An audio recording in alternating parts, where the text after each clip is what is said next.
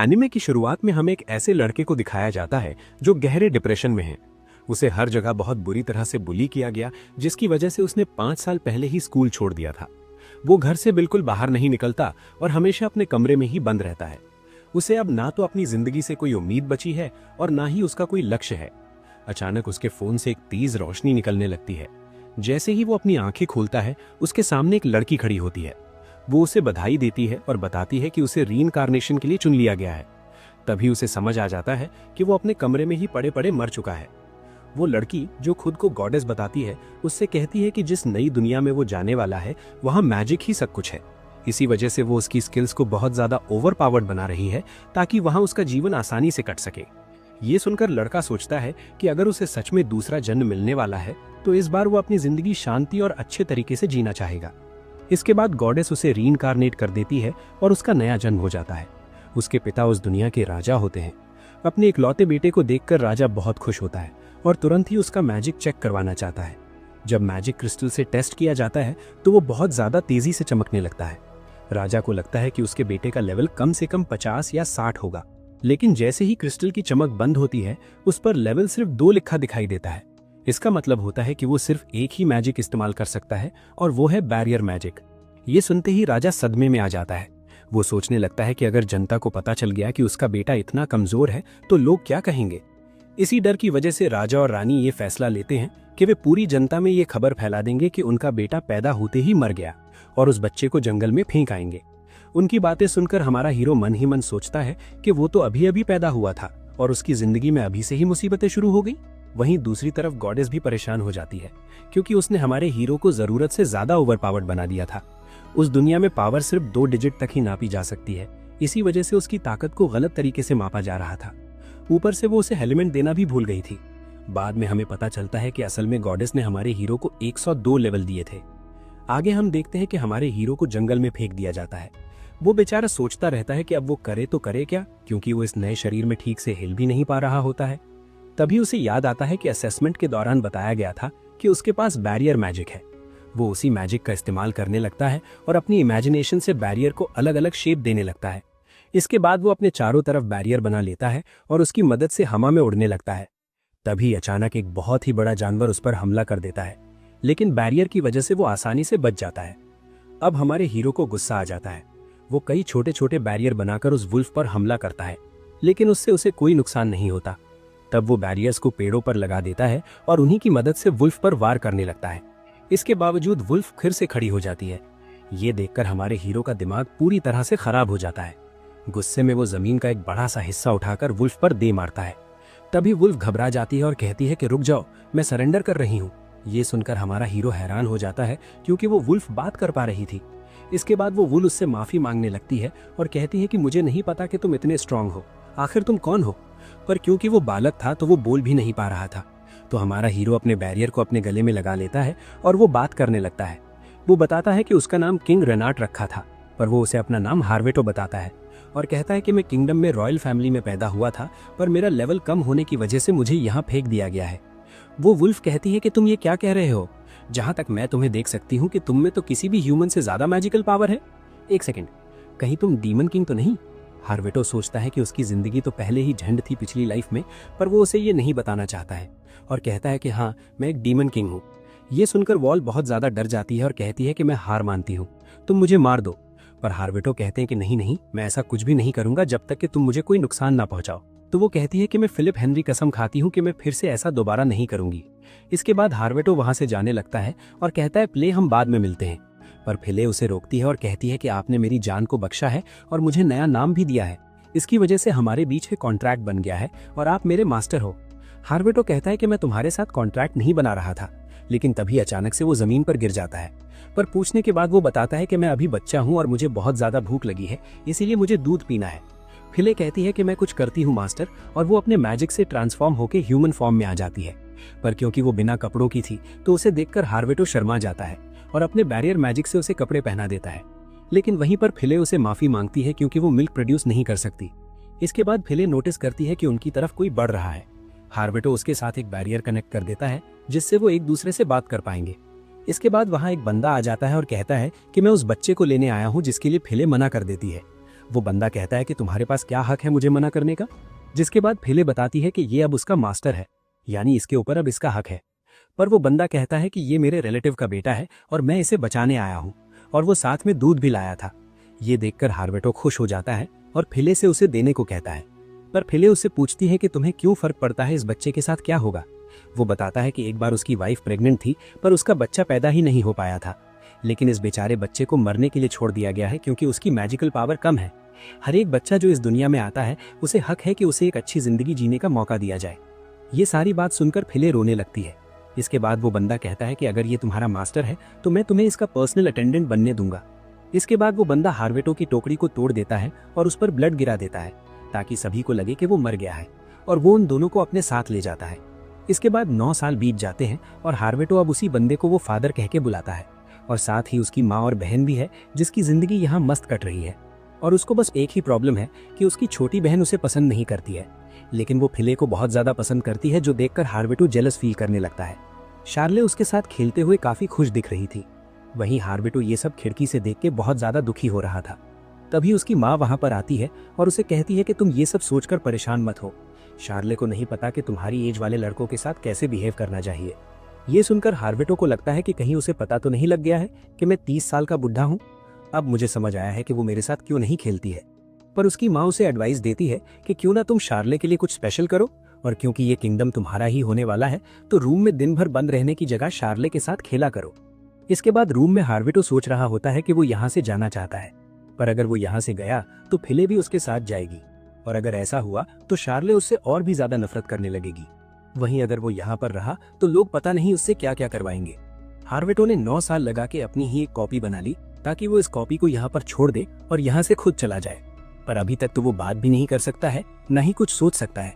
लेकिन तभी उसे याद आता है कि उसे तो फिले की भी कॉपी बनानी पड़ेगी, जो सोच के उसका दिमाग खराब होने लगता है। तभी उसके डैड उसे नीचे से बुलाते हैं क्योंकि हार्वेटो का माना लेवल काफी ज्यादा लो है, तो वो उसे बाकी के स्किल सिखाना चाहते हैं। इसके बाद वो दोनों तलवारबाजी शुरू कर देते हैं और हार्वेटो मन में सोच रहा होता है कि मेरे डैड तो एक स्किल वॉरियर है, मैं उन पे एक भी हिट कैसे लैंड कर सकता हूँ। और वो खुद को चोट से बचाने के लिए अपने ऊपर बैरियर लगा देता है और सीधा उन पर हमला कर देता है, जिसको कि उसके डैड आसानी से डॉज कर देते हैं और हार्वेटो की तलवार टूट जाती है और नीचे एक गड्ढा हो जाता है। ये देख के उसके डैड हैरान हो जाते हैं। इसके बाद वो उस पर हमला करने लगते हैं और उसे डॉज करने को कहते हैं, जिसे कि हार्वेटो आसानी से डॉज कर लेता है। ये देख के उसके डैड बहुत ज्यादा हैरान हो जाते हैं क्योंकि इस अटैक को तो सिर्फ वही डॉज कर सकता है जिसका लेवल 30 से ऊपर हो। और वो हार्वेटो से पूछते हैं कि तुमने ये सब कैसे किया। पर हार्वेटो को भी नहीं पता था कि ये सब कैसे हो रहा था। उसे हमेशा से लगता था कि उसका लेवल 100 से ऊपर है, पर जब भी वो चेक करता था तो उसका लेवल हमेशा 2 होता था। और कहा जाता है कि ह्यूमन ज्यादा से ज्यादा 77 लेवल तक ही जा सकते हैं। और उसे लगता है कि क्योंकि उसके पास कोई भी एलिमेंट नहीं है, इसीलिए वो मैजिक को इतनी एफिशिएंटली यूज कर सकता है। इसके बाद उसके डैड कहते हैं कि शायद ये बस एक तुम्हारा तुक्का होगा, और ये सब शार्ले भी चुप चुप के देख रही थी। इसके कुछ टाइम बाद गोल्ड अपनी बीवी को बता रहा होता है कि उसे लगता है कि हार्वेटो एक डीमन है। हार्वेटो के डैड कहते हैं कि सीक्रेट फैमिली रिकॉर्ड्स में एक ऐसे आदमी के बारे में बताया गया है जिसने डीमंस के साथ इलू इलू किया था, पर एक डीमन ट्रेट के साथ पैदा होना काफी ज्यादा रेयर है। हार्वेटो की मॉम कहती है कि ना ही हमारे बेटे के सींग है ना ही पूंछ, जिस पर गोल्ड कहता है कि कहा जाता है कि रॉयल सैंड में कुछ सीक्रेट पावर है जिसके बारे में कोई नहीं जानता है, और शायद इसी वजह से फिले जैसी डीमन हार्वेटो को प्रोटेक्ट करती है। ये सब सुनकर हार्वेटो की मॉम परेशान हो जाती है और कहती है कि हमारा बच्चा एक नॉर्मल ह्यूमन है और कुछ भी नहीं। ये सुन के वो कहता है कि चाहे कुछ भी हो जाए हम हमारे बच्चे को अच्छी जिंदगी देंगे। उनकी सारी बातें शार्ले भी सुन लेती है। कुछ दिनों बाद हार्वेटो अपने बेड पर लेटा हुआ होता है और वो सोच रहा होता है कि डैड आजकल काफी ज्यादा बिजी हो चुके हैं। तभी उसे बाहर से कुछ आवाज आती है। यहाँ काफी सारे सोल्जर्स घायल पड़े हुए हैं। वो अपने डैड से जाके पूछता है कि क्या हुआ।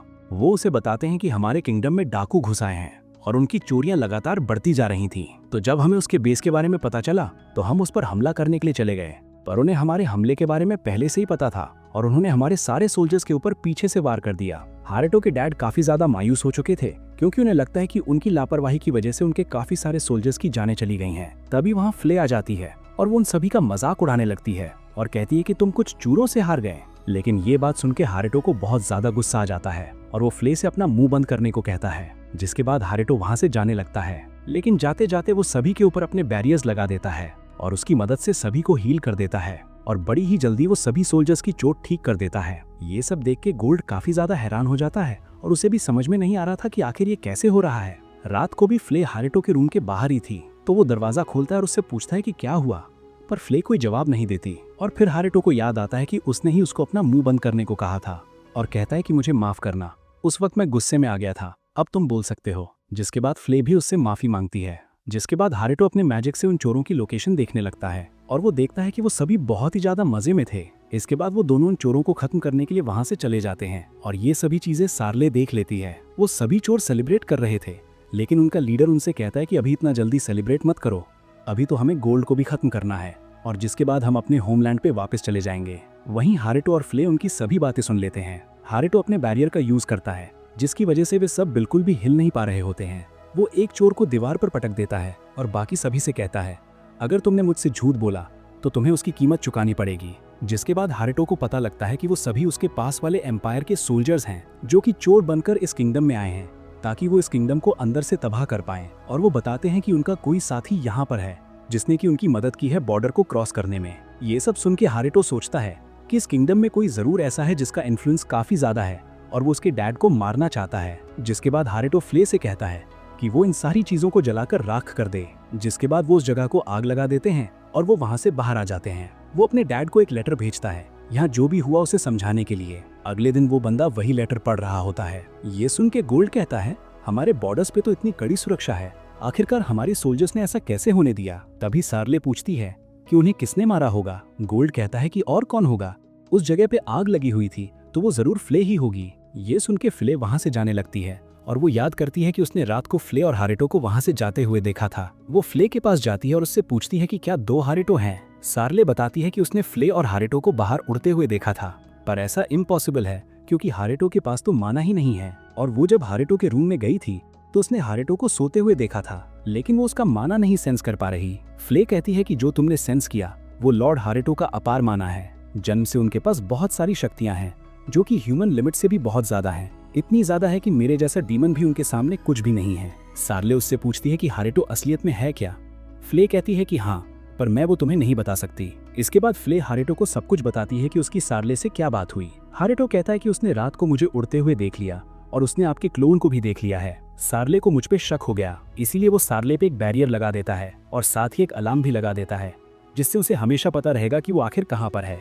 फ्ले उससे पूछती है कि दो हारेटो कैसे हो सकते हैं, पर हारेटो कहता है कि तुम उसकी फिक्र मत करो। इसके बाद रात को हारेटो सुसु करने के लिए उठता है, लेकिन सार्ले भी उसका पीछा कर रही थी। वो रुकता है और उससे पूछना चाहता है कि वो यहाँ पर क्या कर रही है, पर उसके मुड़ते ही सार्ले डर के वहां से भाग जाती है। इसके बाद हम देखते हैं कि काफी दिनों तक सार्ले उस पे पीछे से नजर रख रही थी। ऐसा करते करते एक हफ्ता बीत जाता है और हारेटो को पता लगता है कि उसकी मॉम और सार्ले एक ट्रिप पर जा रहे हैं, पर हारेटो को डर था कि एम्पायर में कोई उसकी मॉम और बहन पर हमला न कर दे, तो इसीलिए वो उन पर नजर रख रहा था। तभी वो अलार्म बज जाता है जो कि सार्ले पे लगाया हुआ था और हम देखते हैं कि उनके ऊपर कुछ गुंडों ने हमला कर दिया है और वो उनके सभी गार्ड्स को मार देते हैं। हारेटो की मॉम, जिसका नाम नटालिया है, वो सोचने लगती है कि आखिर इंपीरियल सोल्जर्स यहाँ पर क्या कर रहे हैं। वो उन पे अपनी मैजिक से हमला करने लगते हैं। वो उनके अटैक्स को रोकने की कोशिश करती है, पर अपनी बेटी को बचाने के दौरान एक हमले से वो घायल हो जाती है।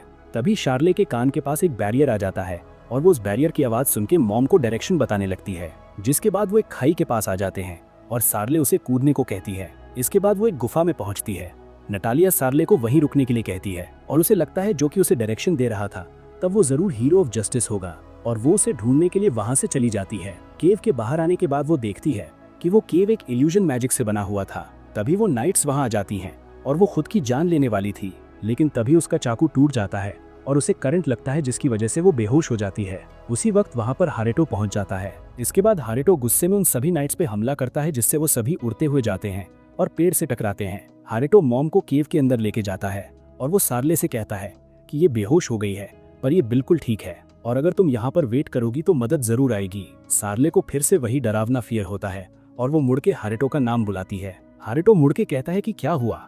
हारेटो को कुछ भी समझ में नहीं आ रहा होता है। सार्ले कहती है कि मॉम ने मुझे बताया था कि हीरो ऑफ जस्टिस के पास बहुत सारी पावर्स होती हैं क्रिमिनल्स को पनिश करने के लिए, पर मैं भी कितनी गधी हूँ, मैं अभी तक तुम्हें पहचान ही नहीं पाई। हारेटो कहता है कि वो इन सभी बातों को सीक्रेट रखे, जिसके लिए सार्ले मान जाती है। इसके कुछ टाइम बाद एक आदमी आके हारेटो के डैड को बता रहा होता है कि नटालिया और सार्ले बिल्कुल ठीक हैं, फ्ले अब उनके साथ है और वो जल्द ही किंगडम में वापस आ जाएंगे। इसके बाद हारेटो के डैड उससे पूछते हैं कि इन सब के बारे में तुम्हारा क्या ख्याल है। हारेटो कहता है कि लगता है कि हीरो अपनी आइडेंटिटी छुपाना चाहता है, पर शायद जब भी ये इंपीरियस सोल्जर्स उन पर हमला करेंगे वो वापस जरूर आएगा। हारेटो के डैड उससे पूछते हैं कि तुम्हें कैसे पता चला कि वो इंपीरियस सोल्जर्स थे।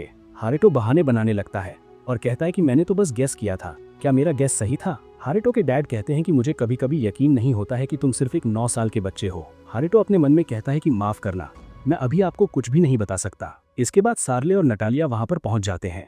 पहले सार्ले अपनी डैड से मिलती है, पर उसके बाद वो जाके हारेटो को गले लगा लेती है। ये देख के उसके पेरेंट्स भी काफी ज्यादा हैरान होते हैं और सार्ले कहती है कि वो कभी तक हारेटो को गलत समझ रही थी और बेचारे हारेटो को पहली बार उसकी छोटी बहन गले लगा रही थी, जिसकी वजह से वो बहुत ज्यादा खुश था। पर इससे फिले जेलस फील करती है और उससे उसको दूर रहने के लिए कहती है। इसके बाद सार्ले रोज ही उसके रूम में पहुंच जाती है और उसके साथ खेलना चाहती है। ऐसे ही एक दिन सार्ले हारेटो को सर्वे मैजिक यूज करते हुए देख लेती है और उसकी काफी ज्यादा तारीफ करती है। वह हारेटो कहता है कि हाँ, ये कमाल का तो है, पर इसे एंशिएंट मैजिक को सीखना बहुत ही ज्यादा मुश्किल है क्योंकि इसकी सारी जानकारी लॉस्ट हो चुकी है। पर सार्ले कहती है कि ऐसा बिल्कुल भी नहीं है, अभी भी इसके बारे में लाइब्रेरी में बुक्स पड़ी हुई हैं। जिसके बाद सार्ले उसे लाइब्रेरी में ले जाती है और उसे काफी सारी बुक्स उठा के देती है।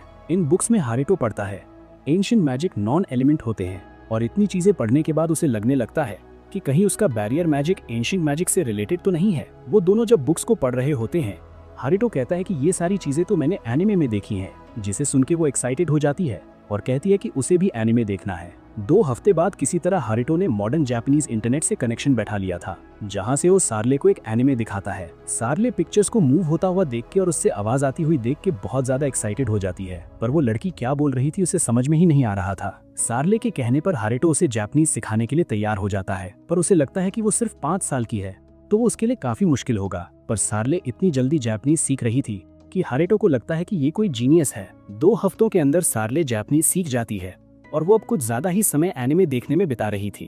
हारेटो को लगता है कि किसी बच्ची के लिए इतना ज्यादा एनिमे देखना ठीक नहीं होगा, तो सार्ले को रोकने के लिए उसे स्ट्रिक्ट होना ही होगा। और जब सार्ले अगला एपिसोड देखने जा रही होती है, वो उसे रोक देता है और कहता है कि तुम एक दिन में बस 3 घंटे ही देख सकती हो, ये बच्चों के लिए हेल्दी नहीं है। पर सार्ले कहती है कि मैं तो बिल्कुल ठीक हूँ, लेकिन हारेटो मना कर देता है। इसके कुछ दिन बाद हारेटो के डैड सोल्जर्स के साथ चोरों को मारने के लिए निकल पड़ते हैं, पर सार्ले अपने फादर के लिए परेशान है और वो हारेटो से कहती है कि वो जाके उनकी मदद करे।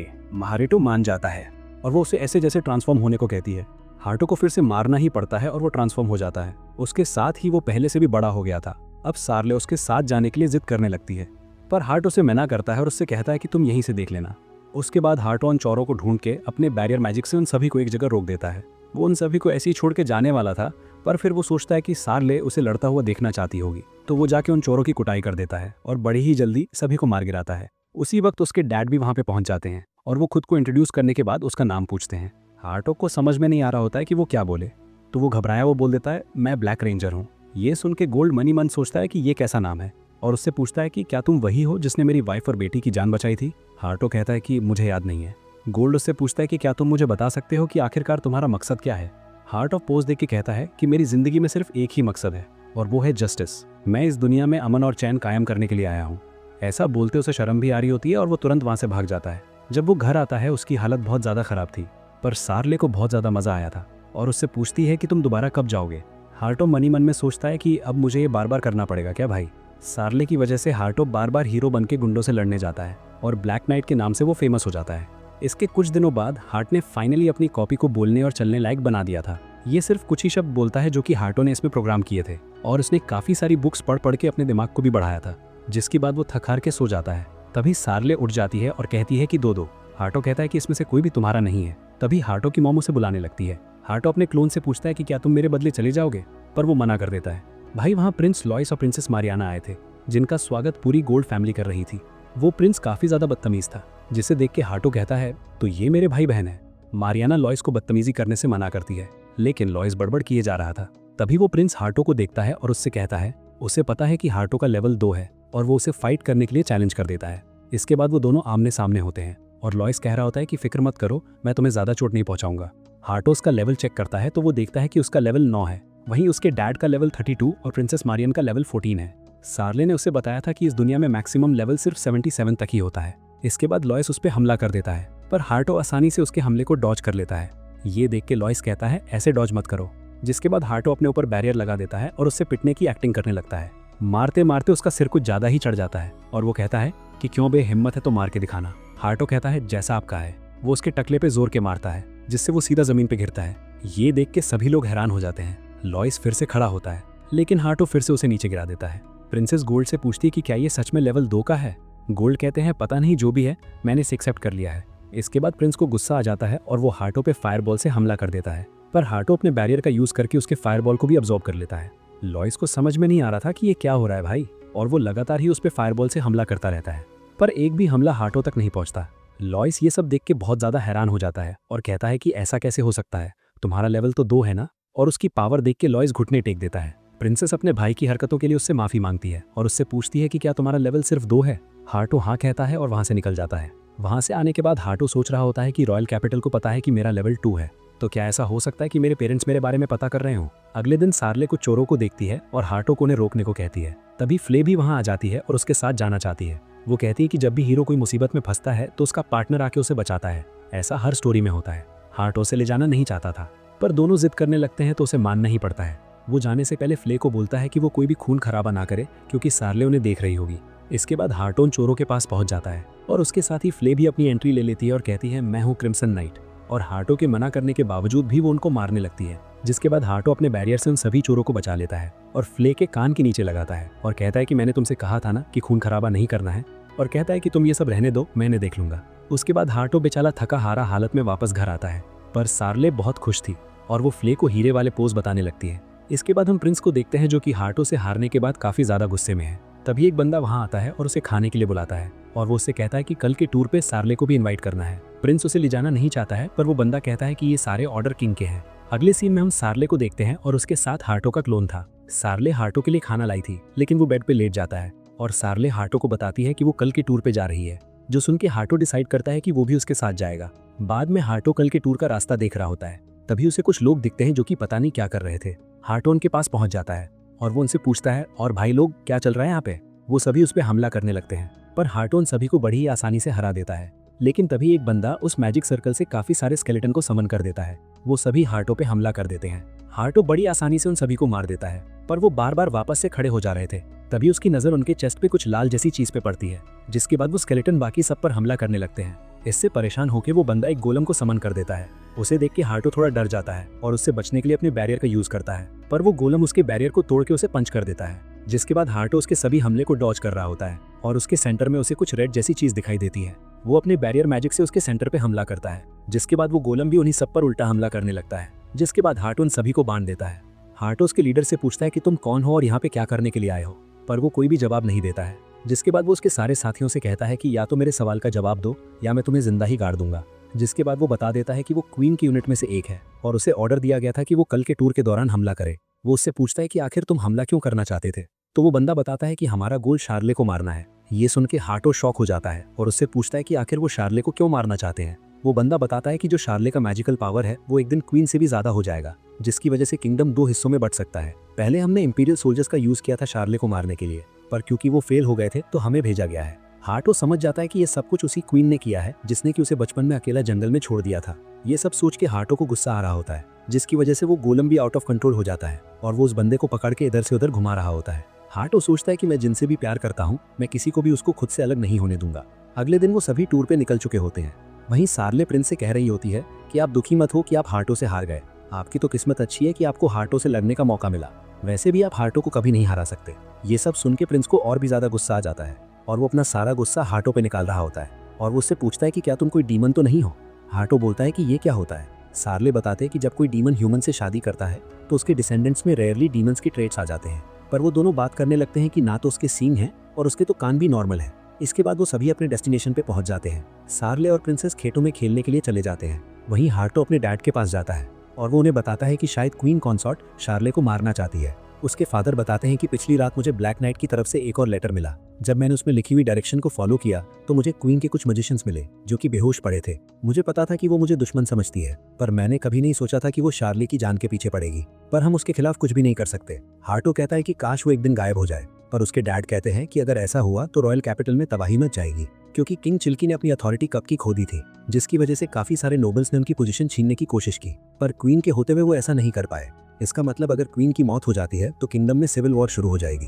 इसके आगे उसके डैड बताते हैं कि तुम्हारे पैदा होने से 2 साल पहले किंग के द्वारा एक आर्मी बनाई गई डीमन किंग को खत्म करने के लिए। उसके साथ गिस्ट भी थी जिसने कि अकेले डीमन किंग को मार डाला, जिसकी वजह से उसे सभी लोग हीरो कहने लगे और सभी लोग उसे फ्लैश प्रिंसेस के नाम से जानने लगे। जिसके बाद उसने किंग से शादी कर ली और अब वो किंगडम को किसी भी तरीके से अपने कब्जे में लेना चाहती है। पर हाँ, अगर कोई क्वीन कॉन्सॉर्ट से ज्यादा पावरफुल आ गया तो फिर बात अलग है। तो हाटो से पूछता है तो आप क्यों नहीं किंग बन जाते, जिस पर वो कहते हैं कि मुझे पॉलिटिक्स के बारे में कुछ नहीं पता तो मैं किंग नहीं बन सकता।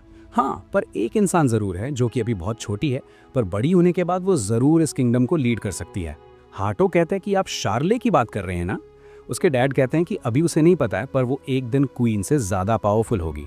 और वो हाटो से कहता है कि तुम जानते हो ना कि मैं तुमसे क्या कहना चाहता हूँ। हाटो कहता है कि हाँ, जब तक शार्ले बड़ी नहीं हो जाती मैं उसे प्रोटेक्ट करूंगा।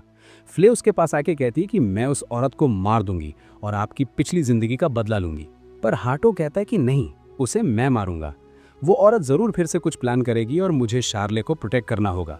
लगता है माँ और बेटे का फिर से मिलने का समय आ चुका है। इसके बाद हम क्वीन को देखते हैं, जिसे ये सभी लोग बता रहे होते हैं कि एक ब्लैक नाइट नाम का बंदा है और वो वही है जो कि बॉर्डर पे हम सभी लोगों को मार रहा है। हमें लगता है कि उसी ने समंदर यूनियन को खत्म किया होगा। ये सुन के क्वीन को गुस्सा आ जाता है और वो कहती है कि तुमसे एक छोटा सा बच्चा नहीं मारा जा रहा है, और कहने लगती है कि मैं इसी तलवार से उस ब्लैक नाइट को मार दूंगी जिससे कि मैंने डीमन किंग को मारा था। तभी वहां ब्लैक नाइट पहुंच जाता है और वो अपने बैरियर मैजिक का यूज करके सभी को बेहोश कर देता है। और वहां पहुंच के वो कहता है कि स्वागत नहीं करोगे हमारा। क्वीन उसे देख के कहती कि यहाँ पर बहुत सारे बैरियर थे, तुम अंदर कैसे आ गए। ब्लैक नाइट कहता है अच्छा, वो सारी चीजें, उन्हें तो मैंने तोड़ दिया है। इसके बाद क्वीन अपने मैजिक से हाटो को पानी में डुबोने की कोशिश करने लगती है, लेकिन हाटो आराम से पैरों के नीचे बैरियर बनाता है और बाहर आ जाता है। इसके बाद क्वीन फिर से उस पर हमला कर देती है, लेकिन हाटो अपने बैरियर का यूज करके आराम से बच जाता है। लेकिन इसके बाद क्वीन फायर का हमला करती है जो कि हाटो को लग जाता है और हाटो नीचे गिर जाता है। क्वीन को लगता है कि उसने हाटो को हरा दिया है, पर हाटो खड़ा होता है और कहता है कि ओ, तो तुम स्वॉर्ड के अलावा इतने सारे एलिमेंट्स एक साथ यूज कर सकती हो, मुझे तो सच में जलन हो रही है। तभी हाटो अचानक से उस पर हमला कर देता है।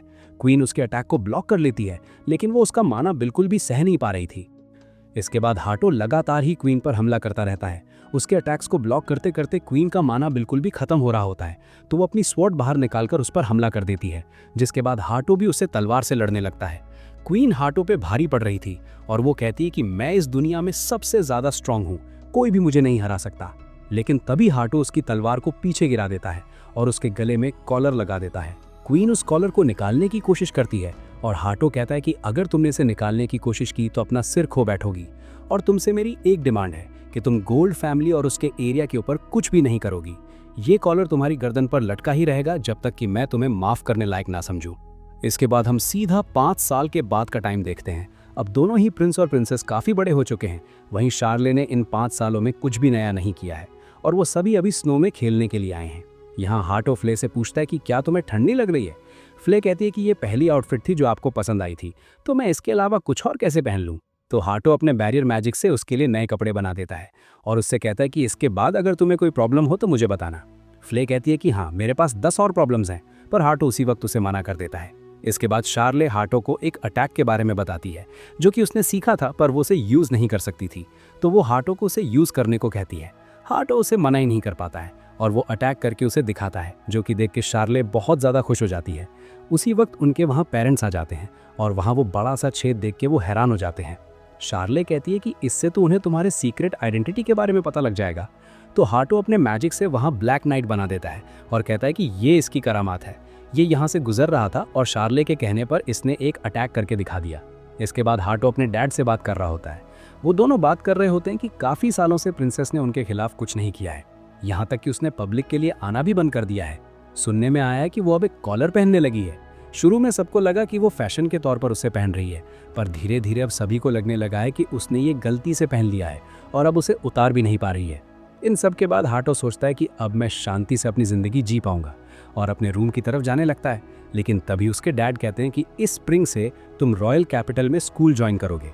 लेकिन ये सुन के हाटो बिल्कुल खुश नहीं होता है, क्योंकि पिछली ज़िंदगी में उसे स्कूल से ही सबसे ज़्यादा नफरत थी और स्कूल जाने के बारे में सोच के उसे सदमा लग जाता है। वो सोचने लगता है कि मैं अपने रूम में ही छुप जाऊंगा और कभी बाहर नहीं आऊंगा। उसके बाद हाटो के डैड उसे कह रहे होते हैं स्कूल जाने के लिए, पर हाटो मना कर देता है, जिसके बाद वो उसे किंग के द्वारा लिखा हुआ रिकमेंडेशन लेटर दिखाते हैं। हाटो को समझ में नहीं आ रहा होता है कि आखिर क्वीन क्यों चाहती है कि वो स्कूल को अटेंड करे। हाटो को डैड बताते हैं कि प्रिंस लाओस भी एक ग्रेड स्किप करके उस स्कूल को अटेंड करेगा, जिसे सुन के हाटो और भी ज्यादा दुखी हो जाता है। इसके बाद हाटो के डैड कहते हैं कि जब तुम वहां पर जाओगे अपने साथ किसी को ले जाना होगा, क्योंकि वो एक नई जगह है, तुम अकेले नहीं रह सकते। तो फ्ले को तो वहां पर नहीं ले जा सकते क्योंकि वो तो प्रॉब्लम ही क्रिएट करेगी। तो हाटो की मॉम आके कहती है कि मैं चली जाती हूँ तुम्हारे साथ, पर ये सुन के वो दोनों ही मना कर देते हैं। और हाटो की मॉम कहती है कि तुम्हारे पास 3 महीने हैं, इस टाइम में तुम ढूंढ लो कि तुम अपने साथ किसको लेके जाओगे। लेकिन हाटो अभी भी स्कूल जाने के लिए बिल्कुल तैयार नहीं होता है और वो अपनी कॉपी से कहता है कि मेरे बदले तुम स्कूल चले जाना, लेकिन उसकी कॉपी मना कर देती है। हाटो उससे कहता है कि तुम मैजिक यूज नहीं कर सकते हो यार, ऐसे में तुम्हें स्कूल से निकाल दिया जाएगा और सारा इल्जाम किंग पे चला जाएगा कि उसने तुम्हारे लिए रिकमेंडेशन लेटर क्यों लिखा था। पर उसकी कॉपी कहता है कि तो तुम ही क्यों नहीं चले जाते, बस वहां पर अपना मैजिक पावर यूज मत करना। पर हाटो कहता है कि अगर मेरा वहां किसी से पंगा हो गया तो मुझे बैरियर मैजिक का यूज करना पड़ेगा यार, जिस पे उसकी कॉपी कहता है कि तुम कहना क्या चाहते हो, मैं वहां जाके बच्चों से पिट जाऊं। हाटो कहता है कि अगर तुम्हें कुछ हो गया तो मेरे पास रिप्लेसमेंट है ना। कॉपी कहता है क्या क्या कहा तुमने और हाटो बना रखे हैं। हाटो कहता है अरे नहीं मैं तो मजाक कर रहा था यार, शार्ले ने कभी मुझे कॉपी बनाने ही नहीं दी यार। इसके बाद उसकी कॉपी नौटंकी करने लगती है, जिसके बाद हाटो कहता है कि मैं तुम्हें बैरियर मैजिक से प्रोटेक्ट करूंगा, पर तुम्हें इस मिशन पे जाना ही होगा। तो ना चाहते हुए भी कॉपी को उसकी बातें माननी पड़ती हैं। इसके बाद हम एक घर को देखते हैं जिसे कि हाटो ने 5 साल लगाकर बनाया है अपने रहने के लिए। वो अपना मस्त गेम खेल ही रहा होता है कि वहाँ पर चार्लेट और फ्ले पहुँच जाते हैं। चार्लेट वहाँ एनिमे देखने आई थी। हाटो उससे पूछता है कि तुम काफ़ी समय से यहाँ नहीं आई हो, मुझे तो लगा था कि तुमने एनिमे देखना बंद ही कर दिया है। पर चार्लेट कहती है कि मुझे और ज़्यादा पढ़ाई करनी पड़ रही है, जिसकी वजह से मुझे यहाँ आने का टाइम नहीं मिलता, पर मैं और एनिमे देखना चाहती हूँ। हाटो कहता है कि मैं तुम्हें यहाँ टेलीपोर्ट कर सकता हूँ और उसे अपना नया मैजिक दिखाता है और कहता है कि पर मैंने अभी तक इसे किसी जिंदा चीज़ से टेस्ट नहीं किया है। तो फ्ले अपनी कॉपी से कहती है एक कॉपी ज़रा इसके पास आना। कॉपी कहता है कि तुम्हें क्या लगता है मुझे कुछ समझ नहीं आएगा, तुम ही क्यों नहीं आगे चले जाते। हाटो को ये सुन के बहुत ज़्यादा गुस्सा आ जाता है। तभी कॉपी कहता है कि क्या हुआ, तुम्हें डर लग रहा है कि कहीं तुम डायमेंशन में फंस ना जाओ। लेकिन फ्ले को गुस्सा आ जाता है और वो जल्दी से उधर जाती है और उसे उठा के इधर पटक देती है। तो इस तरह हमें पता चल जाता है कि ये मैजिक इंसानों के लिए भी सेफ है। तो हाटो एक सीधा गेट पे ही अपना टेलीपोर्टेशन मैजिक लगा देता है, जो कि उन्हें सीधा कैसल के अंदर पहुंचा देगा। इसके बाद हम देखते हैं कि वो तीनों उसी रूम में हैं। तभी हाटो कहता है अरे हाँ, मुझे तो अटेंडेंट ढूंढना था ना।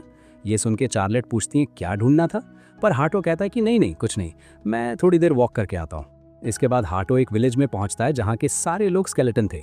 ये वही स्केलेटन है जिन्हें कि हाटो ने 5 साल पहले मारा था। ये सभी हाटो का स्वागत करते हैं। हाटो ने जब इन्हें हराया था तो ये सभी उसको फॉलो करने लगे थे, जिसकी वजह से हाटो ने उन्हें ये ज़मीन दे दी रहने के लिए। तभी हाटो के पास एक स्केलेटन आता है जिसका नाम उसने जॉनी रखा था और वो उन्हें उन मॉन्स्टर्स के बारे में बताता है जिनके पास कोई जगह नहीं थी रहने को, तो अब वे भी यहाँ पर रहने लगे हैं और उनका विलेज पहले से काफ़ी ज़्यादा बड़ा हो चुका है। तभी जॉनी कहता है कि क्या आप बाकी के डिस्ट्रिक्ट्स भी देखना चाहेंगे, जिसके बाद वो उस जगह पर ले जाते हैं जहाँ वो खेती करते हैं और वो उसे दिखाते हैं कि उन्होंने कितनी सारी सब्जियाँ उगाई हैं और इसको लेके वो बहुत ज़्यादा खुश हैं। हाटो सोचता है कि ये लोग तो सब खा नहीं सकते, लगता है इन्होंने मॉन्स्टर्स के लिए उगाया है, ये कितने अच्छे हैं। इसके बाद जॉनी उसे काफ़ी सारी अलग अलग चीज़ें दिखाता है और वो बड़बड़ किए जा रहा था। तभी हाटो से अपना अटेंडेंट बनाने के बारे में सोचता है, उसे बस किसी तरह इसको ह्यूमन जैसा दिखाना होगा और उसका काम बन जाएगा। पर लेकिन वो अभी भी बड़बड़ किए जा रहा था। तो हाटो सोचता है कि अगर मैं इतनी सारी बातें रोज सुनूंगा तो मैं मर ही जाऊंगा यार। इसके बाद हाटो नदी के किनारे बैठा था जहाँ की वही बड़ा सा गोलम आ जाता है। हाटो कहता है मैं तो तुम्हें भूल ही गया था। इसका नाम हाटो ने गीगा रखा था। वो हाटो को एक फूल देता है और शर्माने लगता है। उसकी आवाज़ सुन के हाटो को पता लगता है कि वो एक फीमेल है। उसे देख के हाटो सोचने लगता है कि ये काफ़ी अच्छी है और अटेंडेंट भी बन सकती है, पर ये कुछ ज़्यादा ही बड़ी है। इसके बाद हाटो थक हार के वापस आ जाता है। यहाँ फ्ले उससे पूछती है आप अटेंडेंट के बारे में कुछ बोल रहे थे क्या। हाटो चिल्लाता है कि इसका तुमसे कोई लेना देना नहीं है और बेचारी फ्ले को रोता हुआ छोड़ के वहाँ से चला जाता है। अगले दिन चार्लेट हाटो के पास आती है और कहती है कि मैंने ब्लैक नाइट के लिए एक नया नाम सोचा है, शिवा। वो उसे बताती है कि उसने ये इंटरनेट में पढ़ा है, ये गॉड है जो कि क्रिएशन और डिस्ट्रक्शन करता है और उसे लगता है कि ये नाम हाटो के लिए परफेक्ट होगा। इसके बाद हम एक नई जगह को देखते हैं जहाँ के कुछ लोग एक बड़े से ड्रैगन को मार रहे थे, लेकिन वो ड्रैगन वहाँ से बच के भाग जाता है। लेकिन तभी तूफान की वजह से वो नीचे गिर जाता है और उसकी चोट और भी ज़्यादा गहरी हो जाती है। इसके बाद हाटो के डैड उसे बता रहे होते हैं कि एक बड़ा सा नीला ड्रैगन उनके बॉर्डर पे देखा गया है। वो ड्रैगन यहाँ भी आ सकता है और बहुत ज़्यादा तबाही मचा सकता है। वो फ्ले को उसे हैंडल करने को कहते हैं, पर फ्ले कहती है कि मैं बस लॉर्ड हाटो के लिए काम करती हूँ। तो हाटो कहता है कि ठीक है, ये मेरा ऑर्डर है। लेकिन फ्ले मुंह बचकाने लगती है। हार्टो से पूछता है कि क्या हुआ। फ्ले उससे कहती है कि इतना बड़ा ड्रैगन तो काफी सालों से जमा होगा, लेकिन मैं किसी ब्लू ड्रैगन को नहीं जानती हूँ। इसका मतलब है जब ह्यूमंस और डीमंस की लड़ाई हो रही थी तो ड्रैगन डर के मारे माउंटेन में छुप गया होगा, इसीलिए मैं उस डरपोक ड्रैगन को बचाना नहीं चाहती। इसके बाद हार्टो अपने डैड से कहता है कि हमें इस बारे में सोचने के लिए कुछ टाइम चाहिए, और वो उस रूम से बाहर आ जाते हैं। वहीं गेट के बाहर चार्लेट को देख के हार्टो कहता है कि ऐसे तुम्हें दूसरों की बातें नहीं सुननी चाहिए। चार्लेट कहती है कि वो ऐसा दोबारा नहीं करेगी, और फ्ले उससे पूछती है कि क्या तुम सच में उस ड्रैगन को नहीं बचाओगे, तो हार्टो भी ऐसा ही कहता है, जिसके बाद फ्ले भी मान जाती है। अगले सीन में हम दोनों ड्रैगन के पास पहुंचते हैं और देखते हैं कि ड्रैगन की हालत बहुत बुरी हो चुकी है, लेकिन तभी वो दोनों वहां पहुंच के उन्हें रोक देते हैं और हार्टो उस ड्रैगन को हील करने लगता है, जिसके बाद वो दोनों मिलके सभी एडवेंचर्स को कूट देते हैं। वो ड्रैगन ठीक होके खड़ा हो जाता है। हार्टो अपना इंट्रोडक्शन दे रहा होता है, तभी वो ड्रैगन उसे जमा देता है। ये देख के फ्लेयर ड्रैगन पे चिल्लाने लगती है। तभी हार्टो उससे बाहर आ जाता है और कहता है वो उन्हें एडवेंचर्स को देख के डर गई होगी। फिर वो कहता है तुम्हें क्या लगता है मैं ऐसा कहूंगा? एक तो मैंने तुम्हें बचाया और ऊपर से तुमने मुझे जमा दिया, तुम्हें शर्म वरम है कि नहीं? तभी वो ड्रैगन हार्टो से कहता है क्या तुमने मुझे बचाया? हार्टो डायरेक्टली उसकी आवाज अपने दिमाग में सुन रहा होता है। हार्टो उस ड्रैगन से पूछता है कि तुम कौन हो, पर वो ड्रैगन हार्टो को इग्नोर कर देती है और फ्ले से पूछती है कि तुम एक डीमन हो तो तुम ह्यूमंस को फॉलो क्यों कर रही हो? वो कहती है कि क्योंकि मेरी मास्टर बहुत ज्यादा ग्रेट है, आओ मैं तुम्हें इनके बारे में बताती हूँ। वो पूरी कहानी बताने में सारा दिन गवा देती है और वहाँ शाम हो चुकी है। पूरी कहानी सुनने के बाद ड्रैगन कहती है हाँ मैं समझ चुकी हूँ, किसे पता था कि डीमन किंग दोबारा से इनकारनेट होके वापस आएंगे। इसके आगे वो कहती है कि मुझे माफ कर दो, मैंने डीमंस के साथ लड़ाई नहीं लड़ी है क्योंकि मुझे लड़ना बिल्कुल भी पसंद नहीं है। और वो उसे बताती है कि वो 300 सालों से पहाड़ों में रह रही थी। ये सुन के हार्टो एक्साइटेड हो जाता है और उसे पूछता है कि 300 सालों तक तुमने क्या किया? वो ड्रैगन बताती है कि शुरू में तो मैं बस यहाँ पे पड़ी रहती थी, पर एक दिन वहाँ आराम करने के लिए एक एडवेंचर्स आया जिससे कि एक बुक गिर गई थी। वो बुक मैंने कई बार पढ़ी, पर मुझे और भी बुक पढ़नी थी, तो फिर मैं शहर की तरफ चली गई और ह्यूमंस के रूप में बदल के सारी बुक्स ले आती थी और काफ़ी सारी नॉलेज इकट्ठा की। लेकिन एक दिन एडवेंचर्स को उसकी लोकेशन का पता लग गया और उसके बाद ये सारी घटना घट गई। ये कहानी सुन के फ्ले रोने लगती है और कहती है कि मैं पढ़े नियम में तुम्हें आने की इजाज़त देती हूँ। नाटो से पूछता है कि ये पढ़े नियम क्या है? फ्ले कहती है कि जो आपका विलेज है उसका नाम शार्ले ने पढ़े नियम रखा है। हार्टो कहता है कि हम तुम्हें यहाँ रहने के लिए घर देंगे, तो क्या तुम हमारे साथ चलोगी? वो ड्रैगन कहती है कि मैं एक विलेज ड्रैगन हूँ और मैं अभी आपको एक मास्टर के रूप में एक्सेप्ट करती हूँ। अब से मेरी जिंदगी सिर्फ आपकी है। और उसे बदलते हुए देख के हार्टो समझ जाता है कि वो ह्यूमंस में ट्रांसफॉर्म होने जा रही है, तो वो जल्दी से उसे कपड़े पहना देता है। जिसके बाद हार्टो खुद को इंट्रोडक्शन करता है। वो कहती है कि मेरा कोई नाम नहीं है, तो हार्टो उसका नाम लीजा रख देता है, जो कि लीजा को बहुत ज्यादा पसंद भी आता है। तभी फ्ले कहती है लीजा में लॉर्ड हार्टो की जिंदगी में पहले आई थी, तो तुम इसका मतलब समझ रही हो ना? लीजा कहती है कि हाँ। तभी हार्टो उन्हें अपने पीछे आने को कहता है। लीजा ह्यूमन फॉर्म में भी उड़ सकती थी, तो वो उड़ के उसके पीछे जाने लगती है। वहीं नीचे फ्ले गुस्से में थी और वो बेचारी दौड़ के उसके पीछे जा रही थी। अगले दिन हार्टो लीजा को अपनी फैमिली से मिलवा रहा होता है और कहता है ये लीजा है, एक ब्लिस ड्रैगन, और यहाँ एक मेड की तरह काम करना चाहती है। साले और नटालिया उसे देख के काफी ज्यादा खुश हो जाते हैं। वहीं गोल्ड कहता है कि मुझे यकीन नहीं होता कि ये वही ब्लिस ड्रैगन है। इस बात को चलो भूल ही जाते हैं कि तुम यहाँ इसे कैसे लेके आए हो, मुझे इससे कोई प्रॉब्लम नहीं है। इसके बाद फ्ले लीजा को काम सिखा रही होती है। सबसे पहले वो उसे झाड़ू मारना सिखा रही थी, लेकिन उसी से झाड़ू टूट जाता है और वो लीजा से कहती है कि तुमने देखा ऐसी चीजें हो सकती है, तो तुम्हें संभाल के काम करना पड़ेगा। इसके बाद लीजा झाड़ू मारना शुरू करती है, तो वो बहुत अच्छे से झाड़ू लगा रही थी, जो देख के फ्ले कहती है कि तुमने काफी अच्छी झाड़ू लगा दिया। इसके बाद फ्ले उसे बर्तन साफ करना सिखा रही थी। लीजा भी ये काम बहुत अच्छे से कर रही थी, लेकिन फ्ले से ये सारे बर्तन टूट रहे थे। इसके बाद वो उसे खाना बनाना सिखा रही होती है, लेकिन वो खाना भी जला देती है। और जब लीजा खाना बनाती है तो वो बहुत अच्छे से बनाती है और सभी उसकी तारीफ करता देख के फ्ले जेलस फील करने लगती है। इसके बाद सभी लीजा का बनाया हुआ खाना खाते हैं और उसकी तारीफ करते हैं। लीजा चार्लेट का मुंह पूछती है। वहीं फ्ले दुखी होकर कोने में बैठी हुई है। नटालिया लीजा से पूछती है कि तुम तो सही में सारे काम अच्छे से करती हो, क्या तुम्हें और भी चीजें आती हैं? जिस पे लीजा कहती है कि मुझे बुक्स पढ़ना काफी ज्यादा पसंद है, तो मेरे पास मैजिक की बहुत ज्यादा नॉलेज है। तो नटालिया उसे कहती है कि क्यों ना तुम चार्लेट की पर्सनल मेड बन जाओ। इसके बाद लीजा चार्लेट की पर्सनल मेड बन जाती है। वो सुबह सुबह उसे उठाती है और उठाने के बाद उसे कपड़े चेंज करवा के बाहर ले जाती है और उसे अलग अलग मैजिक सिखाने लगती है और साथ ही वो उसकी पढ़ाई में मदद भी कर रही थी। इसके बाद हार्टो कहीं जा रहा होता है, तभी चार्लेट उसे रोकती और कहती है देखो मैंने कितना बड़ा फायरवॉल बनाया है। ये देख के हार्टो भी इम्प्रेस हो जाता है और वो लीजा से पूछता है कि तुम ये पानी का क्या कर रही हो। वो बताती है कि कुछ नहीं, मैं बस कपड़े धो रही हूँ। ये सुन के हार्टो हैरान हो जाता है कि लीजा मैजिक सिखाते सिखाते भी काम कर सकती है। तभी चार्लेट कहती है कि अगर तुम कोई काम नहीं करना चाहती हो तो मुझे बता देना, और मैं तुम्हारे दोस्त भी बनना चाहती हूँ। तो ये सुन के लीजा हार्टो की तरफ देखती है। हार्टो कहता है कि अगर तुम उसका दोस्त बनना चाहती हो तो बिल्कुल बनो, जिस पे लीजा भी कहती है कि हाँ, मैं भी तुम्हारी दोस्त बनना चाहती हूँ।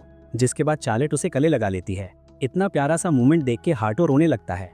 हार्टो सोचने लगता है कि लीजा कितनी समझदार है और वो कितनी जल्दी ही सारी चीजें सीख लेती है। ये तो परफेक्ट अटेंडेंट बनेगी। वो उसे अटेंडेंट बनने के लिए पूछने ही वाला होता है कि उसे याद आता है कि अभी अभी तो हम लोग दोस्त बने हैं, मैं इसके साथ ऐसा नहीं कर सकता। कि लीजा एक बार अटेंडेंट बन के कैपिटल में चली गई तो वो टेलीपोर्टेशन डोर का यूज करके उसे वापस भेज देगा। इसके बाद हम चार्लेट को देखते हैं जो कि ऐसे देख के हार्टो के रूम में जा रही थी। तभी हार्टो कहता है कि मैं तुम्हें एक चीज तो बताना भूल ही गया, अगले हफ्ते से मैं रॉयल कैपिटल में स्कूल जा रहा हूँ। इसके बाद हम देखते हैं कि सभी लोग इकट्ठा हो रखे हैं और चार्लेट उस मीटिंग को शुरू कर रही होती है। आज का टॉपिक है कि अगले हफ्ते से हार्टो रॉयल कैपिटल में स्कूल जाने वाला है। तभी फ्ले कहते हैं कि हार्टो ने मुझे ये पहले क्यों नहीं बताया, आखिरकार वो ह्यूमंस के स्कूल में उनसे क्या सीख लेंगे, वो तो डीमन किंग है। तभी जॉनी फ्ले को रोकती और उससे बोलती है कि हमने प्रॉमिस किया है ना कि हम ये बात किसी को नहीं बताएंगे। लेकिन ये बात चार्लेट हल्के से सुन लेती है और कहती है, तुमने क्या कहा अभी, क्या ये कोई इन्फॉर्मेशन है हार्टो के बारे में जो मुझे पता होनी चाहिए? फ्ले कहती है कि हाँ, हमारे डीमंस के बीच में एक सीक्रेट है। ये सुन के चार्लेट दुखी हो जाती है और जॉनी उसे दिलासा देने लगते हैं कि हार्टो आपसे बहुत ज़्यादा प्यार करते हैं और वो आपको एक दिन ज़रूर बता देंगे। इसके बाद चार्लेट कहती है कि चलो फिर मीटिंग को कंटिन्यू करते हैं। पहला क्वेश्चन ये है कि आखिर हार्टो स्कूल क्यों जाना चाहता है। वो बताती है कि एक दिन वो स्कूल से रिलेटेड ऐसे देख रही थी तो उसने हार्टो से पूछा था कि स्कूल कैसा होता है। हार्टो ने उसे बताया था कि स्कूल बहुत ही ज़्यादा खतरनाक और डरावनी जगह होती है, और वो आगे कहते हैं कि एनिमी के हिसाब से स्कूल में एक हिडन काउंसिल होगा और वो अच्छे स्टूडेंट को बुरे रास्ते पे लेके आएंगे और उसके पीछे खुफिया ग्रुप होगा जिसका विशन किंगडम को तबाह करना होगा, और इसीलिए शायद हार्टो स्कूल जाके उन्हें खत्म करना चाहता है। ये सारी बातें सुन के फ्ले और जॉनी हैरान हो जाते हैं। चार्लेट आगे बताते हैं कि हार्टो जरूर कैपिटल में एनीवेयर डोर इंस्टॉल करेगा। अब हम कैपिटल जाएंगे इन्फॉर्मेशन इकट्ठा करने के लिए, और वो जॉनी को तैयारियां करने को कहती है। लेकिन लीजा ये सारी बातें हार्टो को बता देती है। हार्टो उसे थैंक्स बोलता है। लीजा ब्लश करने लगती है और उससे पूछती है कि क्या तुम सीक्रेट ऑर्गेनाइजेशन से लड़ने वाले हो। हार्टो मन में सोचता है कि मुझे इससे कुछ तो बोलना ही पड़ेगा। वो बोलता है कि तुम कैपिटल में मेरी अटेंडेंट बन के चलो। लीजा मान जाती है। अगले सीन में हम चार्लेट को देखते हैं जो कि फ्ले से कह रही होती है कि तुम्हारे कपड़े बागी जैसे क्यों नहीं है। तो फ्ले उसे बताती है कि ये उस टाइम की बात है जब हार्टो ने उसे मेड बनने का ऑर्डर दिया था, जहां मेड्स उसके लिए यूनिफॉर्म लेके आई थी, लेकिन सारी यूनिफॉर्म्स उसके लिए छोटी पड़ जाती है और इसीलिए उसे अपने लिए कस्टम कपड़े सिलवाने पड़ गए। तभी चार्लेट लीजा को उड़ते हुए देखती है। वो फिल्ले से पूछती है कि क्या तुम नहीं उड़ सकती हो फिल्ले, पर फिल्ले कहती है कि ऐसा नहीं है, बस मुझे अभी उड़ने की आदत नहीं है। तभी चार्लेट उससे कहती है कि क्या तुम मुझे उड़ना सिखा सकती हो, मुझे भी उड़ना है। फिल्ले कहती है कि ठीक है और उसे उड़ के दिखाने लगती है, पर वो उड़ने की जगह बस ऊपर से नीचे उछल रही थी। लेकिन चार्लेट इसे भी देख के बहुत ज्यादा खुश हो जाती है और कहती है कि ये कितना अमेजिंग था। वहीं इन सब चीजों को हार्टो भी देख रहा होता है और कहता है कि इसे थोड़ी उड़ना कहते हैं। तभी नटालिया वहां आ जाती है और चार्लेट से कहती है कि तुम अभी फ्लैट मैजिक यूज नहीं कर सकती हो क्योंकि तुम अभी छोटी हो। ये सुनकर चार्लेट का मुंह रोने वाला हो जाता है, पर फिल्ले से ये सब देखा नहीं जा रहा था तो वो हार्टो से मदद मांगने जाती है। हार्टो उसकी मदद करने को तैयार हो जाता है और उससे कहता है कि ये लो, इसे अपने साथ ले जाओ। हम देखते हैं कि हार्टो ने उसे एक प्लेन दिया था जिसमें बैठ के चार्लेट उड़ रही थी और एंजॉय कर रही थी। इसके बाद उन सभी के काफी सारे दिन ऐसे ही बीत जाते हैं और जहां पहले फिल्ले को गर्म पानी में नहाना पसंद था, जब वो ये सुनती है कि ये सब उनके लिए हार्टो ने बनाया था, वो भी धीरे धीरे गर्म पानी में नहाने लगती है। वहीं हार्टो ने एक डिवाइस बनाया था उन सभी का माना लेवल चेक करने के लिए। उस डिवाइस का यूज करने के बाद उन्हें पता लगता है कि फिल्ले का माना लेवल 77 में से 40 है, लीजा का 71 में से 36 है। हार्टो कहता है कि डीमंस का माना लेवल तो कितना हाई होता है, लेकिन तभी वो चार्लेट का माना लेवल चेक करता है, जो कि देख के वो हैरान हो जाता है क्योंकि उसका लेवल 61 में से 17 है, जबकि क्वीन कॉन्सर्ट का लेवल तो मैक्सिमम 44 था। हार्टो चार्लेट से कहता है कि अगर तुम लगन से ट्रेनिंग करोगी तो तुम जल्दी मैक्स लेवल तक पहुंच जाओगी, पर चार्लेट कहती है कि ऐसा नहीं हो सकता क्योंकि जब वो छोटी थी, इससे पहले कि वो बोल या चल पाते, उसने फायर बॉल बनाना शुरू कर दिया था, तो उनकी मॉम ने उसके ऊपर एक सीलिंग मैजिक कास्ट कर दिया। ये सुनकर हार्टो हैरान हो जाता है और कहता है कि ये बचपन से ही जीनियस है। तभी चार्लेट उससे पूछती है कि तुम्हारा लेवल क्या है। फिल्ले कहती है कि मास्टर का लेवल तो जरूर 100 से ऊपर होगा, पर हार्टो ने अपना लेवल बताने से मना कर देता है। इसके बाद हार्टो कैपिटल के लिए निकल रहा होता है उसके डैड उससे कहते हैं कि तुमने लीजा की पूंछ और सींग छुपा दिए हैं, वो अनकंफर्टेबल लग रही है। हाटो कहता है कि इसको कुछ टाइम बाद आदत लग जाएगी। इधर फिल्ले दुखी होती है क्योंकि वो जाना चाहती थी, पर हाटो उसकी जगह लीजा को लेके जा रहा है। वहीं दूसरी तरफ मारियाना लाओस के पास मार्गे का एक लेटर लेके आई थी। लाओस कहता है इसमें यही लिखा है ना कि हाटो रॉयल कैपिटल के लिए वहां से निकल चुका है, तो मैं इसके लिए लेटर को यहाँ लाने की कोई जरूरत नहीं थी। मारियाना कहती है कि मैंने ये सब इसीलिए करा क्योंकि वो तुम ही हो जिसने हाटो को रिकमेंडेशन लेटर के लिए रिक्वेस्ट की थी। प्रिंस लाओस कहता है मैंने ऐसा इसीलिए किया क्योंकि मैं जानना चाहता था कि वो आखिरकार कितना स्ट्रांग है। जिस दिन से मैं उससे हारा हूँ मैं अपने मैजिक और स्वॉर्डमैनशिप पे काम कर रहा हूँ। ऐसे में अगर हम एक ही स्कूल में जाएंगे तो मैं उसके बारे में और भी चीजें जान पाऊंगा। ये सुन के मारियाना कहती है कि जब से तुम मुझसे हारे हो तुम बदल गए हो, लेकिन अभी भी तुम बहुत ज्यादा घमंडी हो। ये सुन के लाओस कहता है कि अच्छा, और मैंने सुना है कि तुम फादर के सामने खड़ी हो गई थी और कह रही थी कि तुम वहां से जब तक नहीं हिलोगी जब तक कि तुम्हें रिकमेंडेशन लेटर नहीं मिल जाता। ये सुन के मारियाना शर्मा जाती है और कहती है कि ऐसा कुछ भी नहीं है, मेरे मन में हाटो के लिए कोई भी फीलिंग्स नहीं है। लेकिन लाओस समझ जाता है कि सब कुछ ऐसा ही है। इसके बाद लाओस मारियाना से उससे कल्ट के बारे में पूछता है जो कि स्कूल में लोगों को इन्फ्लुएंस करने की कोशिश कर रहे हैं। मारियाना बताती है कि चर्च ऑफ ल्यूसीफर नाम का एक ग्रुप जो कि डीमंस की पूजा करते हैं, और सिर्फ स्कूल ही नहीं उनका इन्फ्लुएंस धीरे धीरे पूरे किंगडम में फैल चुका है। और उससे बड़ी प्रॉब्लम यह है कि वो किंग का रूल हटाना चाहते हैं और काफी सारे अरिस्टोक्रेट उनको फंडिंग दे रहे हैं। लाओस कहता है कि रूमर्स के अकॉर्डिंग मदर ही उनको फंड दे रही है। मुझे समझ में नहीं आ रहा है कि वो करना क्या चाहती है। वो अचानक से ही 5 साल के अंदर इतनी चेंज हो गई, आखिरकार हुआ क्या है? कहीं ऐसा तो नहीं कि मदर ही फादर को मारना चाहती है? तभी वहां क्वीन आ जाती है। उसे देख के वो दोनों डर जाते हैं।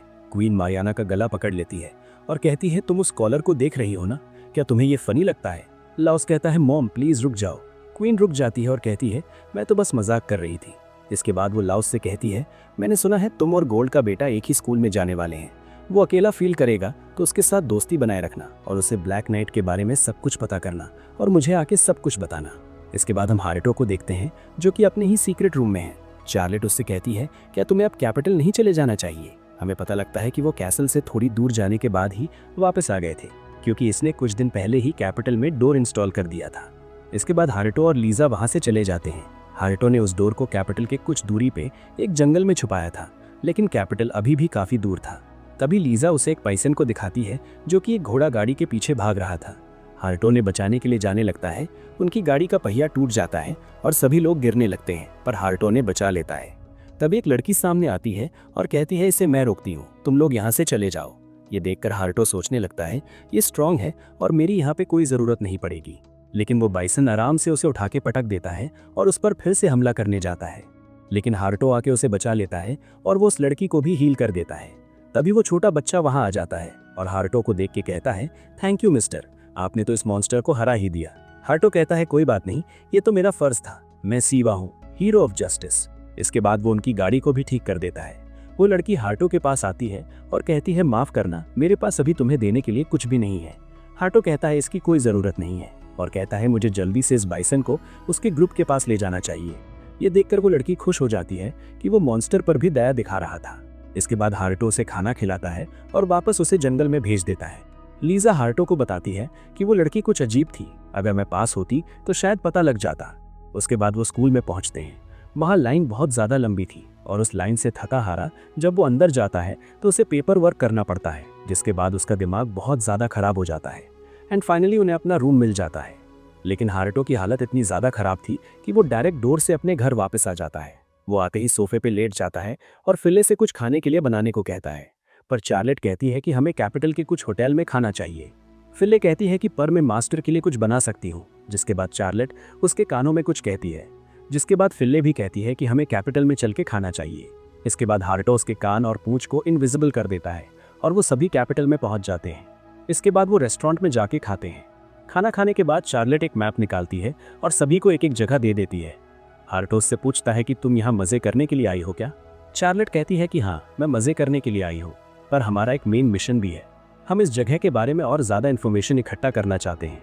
हारेटो मन में सोचता है अब ये जो कर रही है करने देता हूँ। इसके बाद फिले और लीजा अपनी अपनी डायरेक्शन में चले जाते हैं। इन्फॉर्मेशन इकट्ठा करने के बाद चार्लेट हारेटो का हाथ पकड़ती है और कहती है ये एक डेट है, चलो चलते हैं।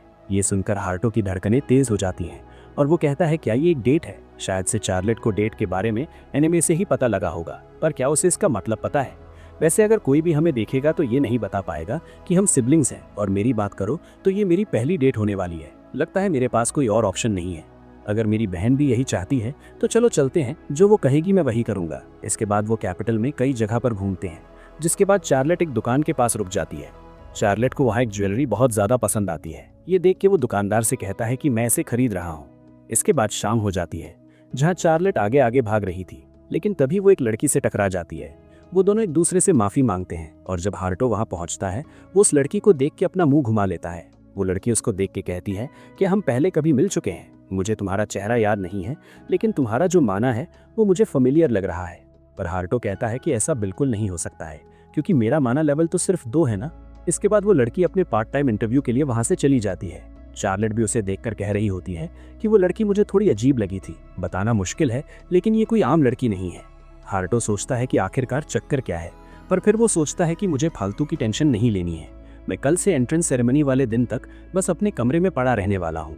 इसके बाद हार्टो का क्लोन उसे बता रहा होता है कि एक टीचर ने आके उसे बताया था कि एंट्रेंस से पहले उसे एक प्रोफिशिएंसी टेस्ट देना होगा। हार्टो का प्लान था कि वो सभी सवालों का जवाब गलत लिखेगा, लेकिन जब वो क्वेश्चन को पढ़ता है उसे सच में किसी भी चीज़ का जवाब नहीं आता था, तो वो सारे सवालों के नीचे मुझे नहीं पता लिखता चला जाता है। तभी उसमें एक क्वेश्चन बैरियर मैजिक के ऊपर होता है, तो हार्टो सोचता है कि अगर उसने सबके जवाब गलत लिखे तो लोगों को उस पर शक हो जाएगा। तो हार्टो, क्योंकि वो बैरियर मैजिक का यूज कर सकता है, वो उसके बारे में बहुत ही ज्यादा डिटेल्स में लिख देता है। जिसके बाद लास्ट क्वेश्चन एंशिएंट मैजिक के ऊपर होता है। हार्टो ने लाइब्रेरी में एंशिएंट मैजिक के बारे में बहुत कुछ पढ़ा था, और जिसने भी वो बुक लिखी थी उसका ऑथर का नाम बहुत ही ज्यादा लंबा था। वो ये सब सोचते सोचते आंसर कुछ ज्यादा ही बड़ा लिख देता है। तभी टीचर उसे सीट ले लेते हैं और वो कहते हैं कि तुम्हारा माना लेवल सिर्फ एसएस रैंक का होगा। इसके बाद वो टीचर उसे एक रूम में ले जाते हैं। तभी वहां से आवाज आती है, अच्छा काम किया। तभी एक लड़की उसके सामने आती है और कहती है, नीचे देखो, तुम जरूर हार्टो होगे ना। और वो अपना नाम टेरेटेल लूसेनेल बताती है। मैं स्कूल में एंशिएंट मैजिक रिसर्च करती हूँ। वो लड़की कहती है कि तुम यही सोच रहे हो ना कि एक छोटी सी लड़की प्रोफेसर कैसे हो सकती है। तुम्हारी हिम्मत कैसी हुई ये सोचने की। भले ही तुम्हें किंग का रिकमेंडेशन लेटर मिला हो, लेकिन अगर तुम मुझे पसंद नहीं आए तो मैं तुम्हें घर वापस भेज सकती हूँ। ये सुनकर हार्टो कहता है, क्या सच में? ये सुन के वो लड़की थोड़ी हैरान हो जाती है और कहती है, तुम इतने खुश क्यों हो रहे हो? हार्टो की आंसर शीट पढ़ने के बाद वो लड़की हैरान हो जाती है। इसके बाद वो हार्टो का माना लेवल मेजर करने जाते हैं, पर जब वो उसका माना मेजर कर रहे थे तो वो क्रिस्टल बहुत ज्यादा ग्लो कर रहा था, जिसके बाद वो टूट जाता है। ये देख के हार्टो बस प्रे कर रहा होता है कि प्रोफेसर उस पर गुस्सा हो जाए और उसे एकेडमी से निकाल दे, लेकिन उसका उल्टा होता है और वो खुश हो जाती है। वो कहती है कि तुम तो कितने कमाल के निकले यार, तुमने देखा उसने क्रिस्टल को तोड़ दिया। इसका मतलब ये है कि उसके पास बहुत ज्यादा मैजिक है, और वो मैजिक इतना ज्यादा है कि वो क्रिस्टल उसे हैंडल ही नहीं कर पाया। पॉलकस कहता है कि पर मैंने तो सुना था कि इसका मैक्सिमम लेवल 2 है। प्रोफेसर कहती है, मुझे इस पर विश्वास नहीं होता है, और वैसे भी हमें क्रिस्टल बॉल के लॉजिक के बारे में पूरी तरीके से नहीं पता है। एक मैजिक रिसर्चर के तौर पर हमें पहले इस क्रिस्टल के बारे में पूरी तरीके से पता करना होगा, इससे पहले कि हम हार्टो के मैजिक के बारे में बात करें। और इतना ही नहीं, इसके आंसर्स भी काफी ज्यादा कमाल के हैं। क्वेश्चन पेपर में इतने एडवांस लेवल के क्वेश्चन थे, लेकिन उसमें हिम्मत थी कि उसने लिख दिया। उसने बैरियर मैजिक और एंशिएंट मैजिक के ऊपर जो आंसर्स लिखे वो बहुत ही ज्यादा कमाल के हैं। उसका एंशिएंट मैजिक वाला आंसर देख के तो ऐसा लगता है कि उसे मैंने ही लिखा है। ये सुन के हार्टो कहता है, क्या इसे ऐसा क्यों लग रहा है? तभी उसे रियलाइज होता है कि जिस बुक से उसने एंशिएंट मैजिक के बारे में पढ़ा था उसकी ऑथर यही थी। तभी प्रोफेसर कहती कि मैंने डिसाइड कर लिया है कि मैं हार्टो को अपने साथ रखूंगी और किसी और प्रोफेसर को इसे लेने नहीं दूंगी। ये सारी बातें हमारी बीच में रहनी चाहिए। पॉलकस कहता है, ठीक है, पर आपने ही तो ये सारी चीजें करवाई थी। ये सुन के हार्टो कहता है, इसका क्या मतलब है? उसके बाद प्रोफेसर उसे अपनी रिसर्च ज्वाइन करने को कहती है, लेकिन हार्टो मना करके वहां से चला जाता है। इसके बाद एंट्री सेरेमनी का दिन आ जाता है। चार्लेट हार्टो के क्लोन को एक गन देती है जो कि हार्टो ने उसे देने को कहा था। ये सेरेमनी में जाने के लिए काफी ज्यादा डरा हुआ था क्योंकि उसके पास जरा सा भी मैजिक नहीं है। सेरेमनी के खत्म होते ही हार्टो का क्लोन अपने रूम की तरफ भाग रहा होता है। तभी वो कुछ स्टूडेंट्स को देखकर कहता है कि ये तो एक्सट्रोवर्ट लग रहे हैं, मुझे जल्दी से इधर से निकलना होगा। तभी वो बंदा पीछे मुड़ता और कहता है, ओए तुम, मेरी बात सुनो। क्लोन ये सुनकर डर जाता है और उसे लगता है कि वो उसे ही बुला रहा है। तभी वो कहता है, ओए सफेद बाल वाली लड़की, मेरी बात सुनो। ये सुन के क्लोन को थोड़ी शांति मिलती है और वहां से नजरें झुका के जा रहा होता है, लेकिन वो सीधा उस लड़की से जाके टकरा जाता है। तभी वो बंदा कहता है कि तुम्हारी हिम्मत कैसी हुई, तुम मुझे बिना सल्यूट के यहाँ से कैसे जा रहे हो? और वो कहता है कि तुम मेरे आगे झुको, मैं यहाँ का वाइस प्रेसिडेंट हूँ। वो लड़की कहती है कि माफ करना, मैं एकेडमी में आज ही आई हूँ, क्या ऐसा करना यहाँ का रूल है? ये सुन के स्नाइडर क्लोन से कहता है, वो लड़की जरा इसे समझाओ कि मैं इसे क्या करने को कह रहा हूँ। क्लोन कहता है कि मुझे क्या पता कि तुम क्या करने को कह रहे हो, और वो पेट दर्द का बहाना मारने लगता है। ये देख के स्नाइडर को गुस्सा आ जाता है। वो कहता है कि तुम्हारी हिम्मत कैसे हुई मुझसे झूठ बोलने की, और वो उस पर अपने मैजिक से हमला कर देता है। क्लोन भागने की कोशिश करता है लेकिन वो बच नहीं पाता। ये देख के स्नाइडर खुश हो जाता है और कहता है, अब तुम्हें पता चला मेरी बात ना मानने का नतीजा क्या हो सकता है। तभी वो क्लोन उठ खड़ा होता है और कहता है, अरे यार, मैं तो फालतू में ही डर गया था, डिफेंसिव बैरियर तो सही में काम कर गया। ये देख के स्नाइडर हैरान हो जाता है और कहता है, यार मेरे अटैक से तुम्हें जरा सा भी खरोच नहीं हुआ। क्लोन सोचता है कि अरे मुझे ये दिखाना पड़ेगा कि मैं बहुत ज्यादा दर्द में हूँ, और वो दर्द में होने की एक्टिंग करने लगता है। ये देख के स्नाइडर कहता है, ऐसा कैसे हो सकता है, अभी भी तुम खड़े कैसे हो। क्लोन सोचता है कि मेरी एक्टिंग इतनी बुरी है क्या। वो लड़की क्लोन से कहती है कि अच्छा यही होगा कि तुम उससे माफी मांग लो, वैसे भी लगता है कि ये सब मेरी वजह से ही शुरू हुआ है। तभी स्नाइडर को और ज्यादा गुस्सा आ जाता है और वो कहता है, तुम मेरे मजे ले रहे हो क्या। वो लड़की उसके अटैक को देखती है और कहती है कि तुम क्या कर रहे हो, उसे मार ही दोगे क्या। लेकिन स्नाइडर उसकी नहीं सुनता। क्लोन समझ जाता है कि उसका अटैक बहुत ज्यादा पावरफुल होने वाला है, तो उस लड़की से वहां से भाग जाने को कहता है। लेकिन इतने में ही स्नाइडर उन पर हमला कर देता है। क्लोन गन से उसके ऊपर शूट कर देता है, जिससे वो दोनों आपस में टकरा जाते हैं, जिसकी वजह से वहां एक धमाका होता है। जिसके बाद क्लोन वहां से भाग के वापस आ जाता है। जिसके बाद हार्टो को वो सब कुछ बता देता है और बताता है कि उसके बॉस यानी उसकी प्रोफेसर उसके पीछे पड़ गई थी। हार्टो कहता है कि तुम्हारे साथ सच में यार बहुत ज्यादा बुरा हुआ है, तुम्हें जाके थोड़ा सा रेस्ट कर लेना चाहिए। अगले सीन में हम देखते हैं कि स्नाइडर की एक साथी आकर हार्टो को एक लेटर देती है जो कि बैटल इन्विटेशन होता है, पर हार्टो सीधा मना कर देता है। वो लड़की कहती है कि तुम रिफ्यूज नहीं कर सकते हो, इससे जॉन फ्रीज का नाम खराब होगा और अगर जानबूझकर हारे तो तुम्हारा हाल बहुत ज्यादा बुरा होगा। वहीं छुप के वो लड़की ये सारी चीजें देख रही होती है। हार्टो कमरे में आने के बाद सोच रहा होता है कि क्या मुसीबत है यार, अब मुझे वाइस प्रेसिडेंट से लड़ना होगा, वो तो यार बहुत ज्यादा स्ट्रांग होंगे। तभी वो देखता है कि वही सफेद बाल वाली लड़की उस लेटर वाली लड़की से बात कर रही थी। जिसके बाद वे घोड़ा गाड़ी में बैठ के कहीं चले जाते हैं। वो लड़की स्नाइडर के पास जाकर कह रही होती है कि तुम इस डुअल बैटल को खत्म कर दो, क्योंकि ये सब मेरी वजह से हुआ है। तुम्हें देख के लगता है कि उसके अटैक की वजह से तुम बुरी तरीके से घायल हो गए हो, तुम लड़ने की कंडीशन में बिल्कुल भी नहीं हो। ये देख के स्नाइडर गुस्सा हो जाता है और वो हीलर के रूम में वाइन फेंक के कहता है, क्या तुम जल्दी से इसे हील नहीं कर सकती हो। ये सब देख के हार्टो सोच रहा होता है क्या ये सन की आदमी है और ये लड़की इसके पास क्यों गई है। वहीं स्नाइडर उस लड़की की बात को मानने के लिए रेडी नहीं होता है। वो लड़की कहती है कि ये सब मेरी वजह से हुआ है, तो आखिरकार मैं ऐसा क्या करूं जिससे कि तुम ये लड़ाई को कैंसिल कर दो। वो कहता है मैं बताता हूँ, यहाँ कपड़े उतार के नाचूं। जिसपे वो लड़की कहती है कि ठीक है, अगर यही बात है तो मैं ये सब करूंगी। हार्टो सोचता है क्या ये सच में ऐसा करने वाली है। वहीं वो लड़की अब सच में कपड़े उतारने लगती है, लेकिन उसे फिर से शर्म आने लगती है और वो रुक जाती है। स्नाइडर कहता है कि अगर तुमसे नहीं हो रहा है तो मैं इन लड़कों को तुम्हारी मदद करने के लिए भेजूं। वो लड़की कहती है कि इसकी कोई जरूरत नहीं है और अपनी टी शर्ट उतारने लगती है। वो ये सब देखकर उन ठरकी लड़कों का मुंह खुला का खुला रह जाता है। हार्टो मन ही में सोचता है कि लड़की ये सब क्यों कर रही है। तभी वहाँ पूरी तरीके से अंधेरा हो जाता है और हार्टो उसे कपड़े दे देता है। वो हार्टो को देख के कहती है कि तुम तो वही हो ना। हार्टो गुस्सा हो जाता है और कहता है, तुम्हारे अंदर कुछ शर्म वरम है कि नहीं। स्नाइडर को समझ में नहीं आ रहा होता है कि यहाँ क्या हो रहा है। तभी हार्टो उसके पीछे आता और कहता है कि हम अलग डायमेंशन में हैं, यहाँ तुम्हारी मदद के लिए कोई नहीं आएगा। और वो कहता है कि तुम कौन हो और यहाँ पर क्या कर रहे हो। वो फिर से अपना इंट्रोडक्शन देता है और कहता है, तुमने काफी ज्यादा पाप किए हैं, मैं तुम्हें यहाँ उसकी सजा देने के लिए आया हूँ। स्नाइडर उस पर हमला करने वाला ही होता है, लेकिन हार्टो तो उसकी चोट पर कुछ लगा देता है। हार्टो कहता है कि मैंने तुम्हारे अंदर एक ब्लॉक को डाल दिया है, तुमने 3 पाप किए हैं। तुमने एक न्यू स्टूडेंट से बिना फालतू में लड़ाई शुरू कर दी थी। स्नाइडर कहता है कि मैं हेवन फैमिली का नया हेड बनने वाला हूँ और मैं वाइस प्रेसिडेंट हूँ।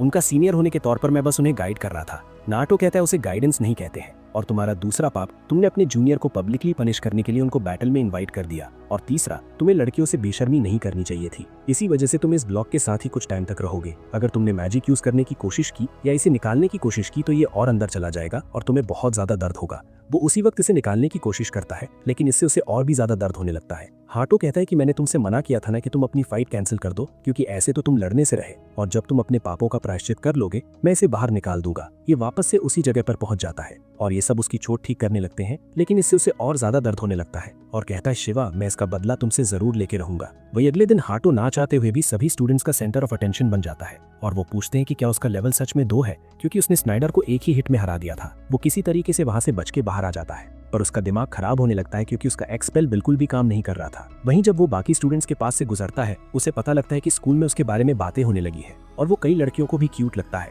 वो अपने रूम की तरफ भागने लगता है। तभी टेरेट उसे रोकती है और फिर उसे रिसर्च लैब ज्वाइन करने को कहने लगती है। हार्टो सीधा कहता है कि वो भूल चुका है कि उसने क्या कहा था और वो वहां से जाने लगता है, लेकिन टेरेट फिर से उसे चीजें एक्सप्लेन करने लगती है।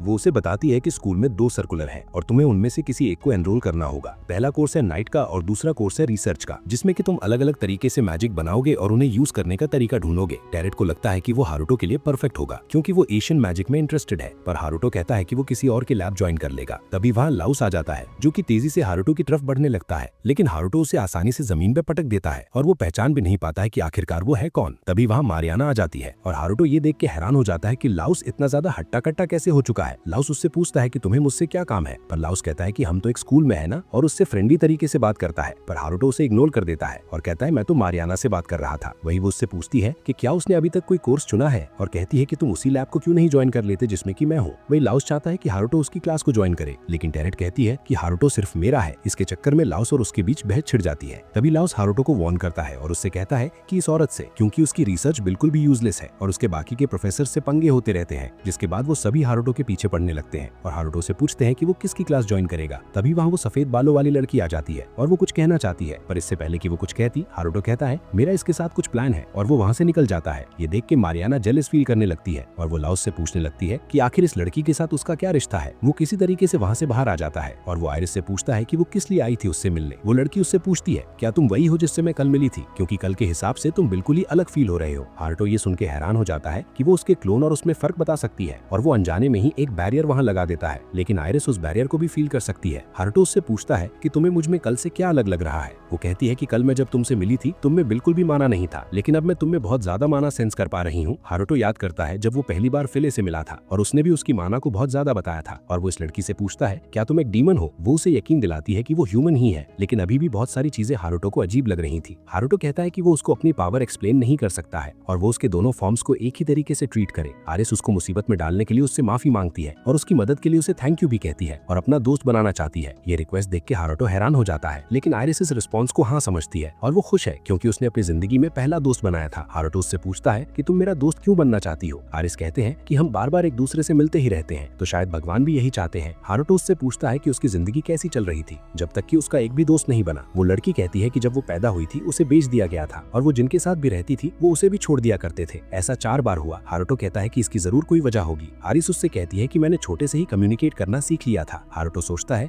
कि कोई भी डर जाएगा एक छोटा बच्चा बात करने लगेगा तो। इसके बाद वो एक मोनेस्ट्री में रहने लगी, लेकिन वहाँ भी उसे सही तरीके से ट्रीट नहीं किया जाता था। वहाँ एक प्रीस्ट था जो कि मेरा ख्याल रखता था, लेकिन वो भी मर गया जब मैं 5 साल की थी क्योंकि वो बहुत ज्यादा आइसोलेटेड जगह पर रहती थी। वो कहती है कि मैं कभी भी ह्यूमंस के साथ इंटरैक्ट नहीं कर पाई, इसकी वजह से उसके पास कोई भी सोशल स्किल्स नहीं है और ना ही उसे पता है कि ह्यूमन वर्ल्ड में कैसे रहा जाता है। पर हारुतो कहता है कि तुमने गलत लड़के से दोस्ती कर ली है, क्योंकि मेरा भी यहाँ पर कोई दोस्त नहीं है, तो तुम मुझसे भी कोई भी कॉमन सेंस नहीं सीख पाओगे। ये सुन के आयरिस कहती है ये तो परफेक्ट है ना, हम साथ मिलकर कॉमन सेंस सीखेंगे, हम तो बिल्कुल एक जैसे हैं। और वो उससे पूछता है कि वो किस में एनरोल होने जा रही है। वो बताती है कि वो टेरेट की क्लास ज्वाइन करने वाली है। ये सुन के हारुतो को बिल्कुल भी खुशी नहीं होती है, लेकिन फिर वो उसके साथ ज्वाइन करने को मान जाता है, जो सुन के आयरिस को बहुत ज्यादा खुशी होती है। अगले सीन में हम देखते हैं चार्लेट दुखी है। फिले भी उसके साथ रहना चाहती है, पर अचानक से चार्लेट सेंस करते हैं कि हारुतो के साथ कुछ हो रहा है और वो ये चेक करने के लिए वहाँ से जाने लगती है। वहीं फिले बेचारी रोने लगती है क्योंकि हारुतो ने उसे कैपिटल आने से मना कर दिया है। लीजा कहती है कि मुझे दूसरे लोगों को सर्व करना बिल्कुल भी पसंद नहीं है, इसीलिए मैं अकेले रहती थी, लेकिन तुम तो इस लाइफस्टाइल में काफी अच्छे से रह रही हो। अपनी तारीफ सुन के फिले शर्माने लगती है और कहती है कि ऐसा इसलिए है क्योंकि पहले मैं डीमन किंग के लिए काम करती थी। लीजा उससे पूछती है कि डीमन किंग कैसा था। फिले बताती है कि डीमन किंग बहुत ज्यादा काइंड थे,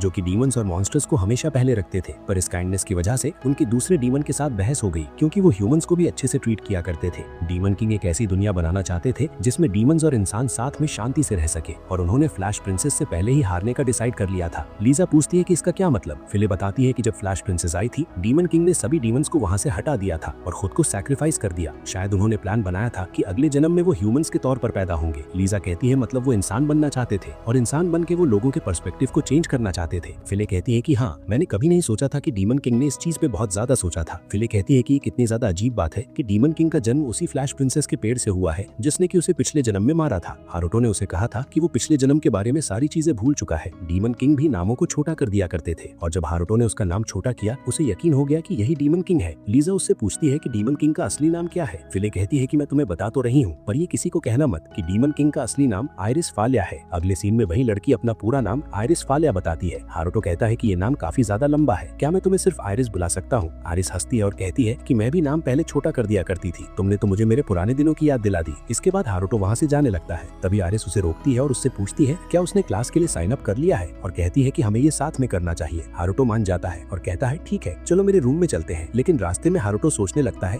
कि मैंने बिना सोचे समझे अपने रूम में इनवाइट कर लिया है, पर ये तो एक लड़की है, अब मैं इसे मना भी नहीं कर सकता, नहीं तो अब सब कुछ अजीब हो जाएगा। तो जल्दी से काम खत्म करके इसे यहाँ से रफा दफा करता हूँ। पर जैसे ही वो दरवाजा खोलता है वो देखता है कि वहाँ चार्लेट बैठी थी। इसे देख के चार्लेट चिल्लाने लगती है और उसे लगता है कि वो उसकी गर्लफ्रेंड है, लेकिन हारुतो बताता है कि ये सिर्फ उसकी दोस्त है, जो सुन के चार्लेट थोड़ा रिलीफ फील करती है। लेकिन चार्लेट को लगता है कि जल्दी हारुतो के पास 10 से 15 लवर हो जाएंगे और उसे पूरी तैयारियां करनी होगी। होगी। हारुतो पूछता है किस चीज के लिए। वो कहती है कि तुम्हारी सेकंड वाइफ बनने के लिए। हारिस को उनकी बातें थोड़ी सी अजीब लग रही थी, पर हारुतो कहता है कि शायद बच्चे ऐसे ही ग्रो अप करते हैं, जरूर बड़ी होने के बाद वो उससे नफरत करेगी। जिसके बाद वो दोनों लड़कियों को एक दूसरे से इंट्रोड्यूस कराता है और फिर वो क्लास के लिए फॉर्म भरने लगता है। वो अपने क्लासेस का सिलेक्शन सिर्फ एक टाइल्स को रोल करके कर रहा होता है, जिसे देख के आरिस भी हैरान हो जाती है। पर चार्लेट कहती है कि वो चाहे कोई भी क्लास चुने वो हमेशा उसमें टॉप करेगा, क्योंकि वो कोई आम इंसान नहीं है बल्कि एक महान इंसान है। कुछ देर बाद हारुतो चार्लेट को ही अपना फॉर्म फिल करने को देता है। वो हारुतो ये भी नहीं देखता कि चार्लेट ने उसमें क्या क्या भरा है। ये देख के आइरिस हैरान हो जाती है और उससे पूछती है कि क्या तुमने एकेडमी कुछ हासिल करने के लिए ज्वाइन की है। चार्लेट कहती है कि हारुतो का गोल पढ़ाई लिखाई से अलग है, पर मैं वो तुम्हें नहीं बता सकती। हारुतो उससे यहाँ आने का रीजन पूछता है। चार्लेट कहती है कि जो मैं यहाँ करने आई थी वो मैं कर चुकी हूँ, और वहाँ से जाने लगती है। तभी हारुतो आइरिस की आंखें बंद कर देता है ताकि वो एनीवेयर डोर को देख ना ले। इसके बाद हारुतो आइरिस से कहता है चलो अब मेहनत करते हैं, और अपने मन में सोचता है इस अगले सीन और हम एक हफ्ते बाद का सीन देखते हैं। हम हारुतो को उसी कमरे में उड़ते हुए देखते हैं और अब वो डिप्रेशन में है क्योंकि अब उसके क्लासेस शुरू होने वाले हैं। चार्लेट उसे उसका शेड्यूल देती है और बताती है कि आपके परफॉर्मेंस के हिसाब से आपको सी क्लास में शायद रखा जाएगा, और क्लासेस बदल जाती हैं रेगुलर एग्जाम परफॉर्मेंस के हिसाब से।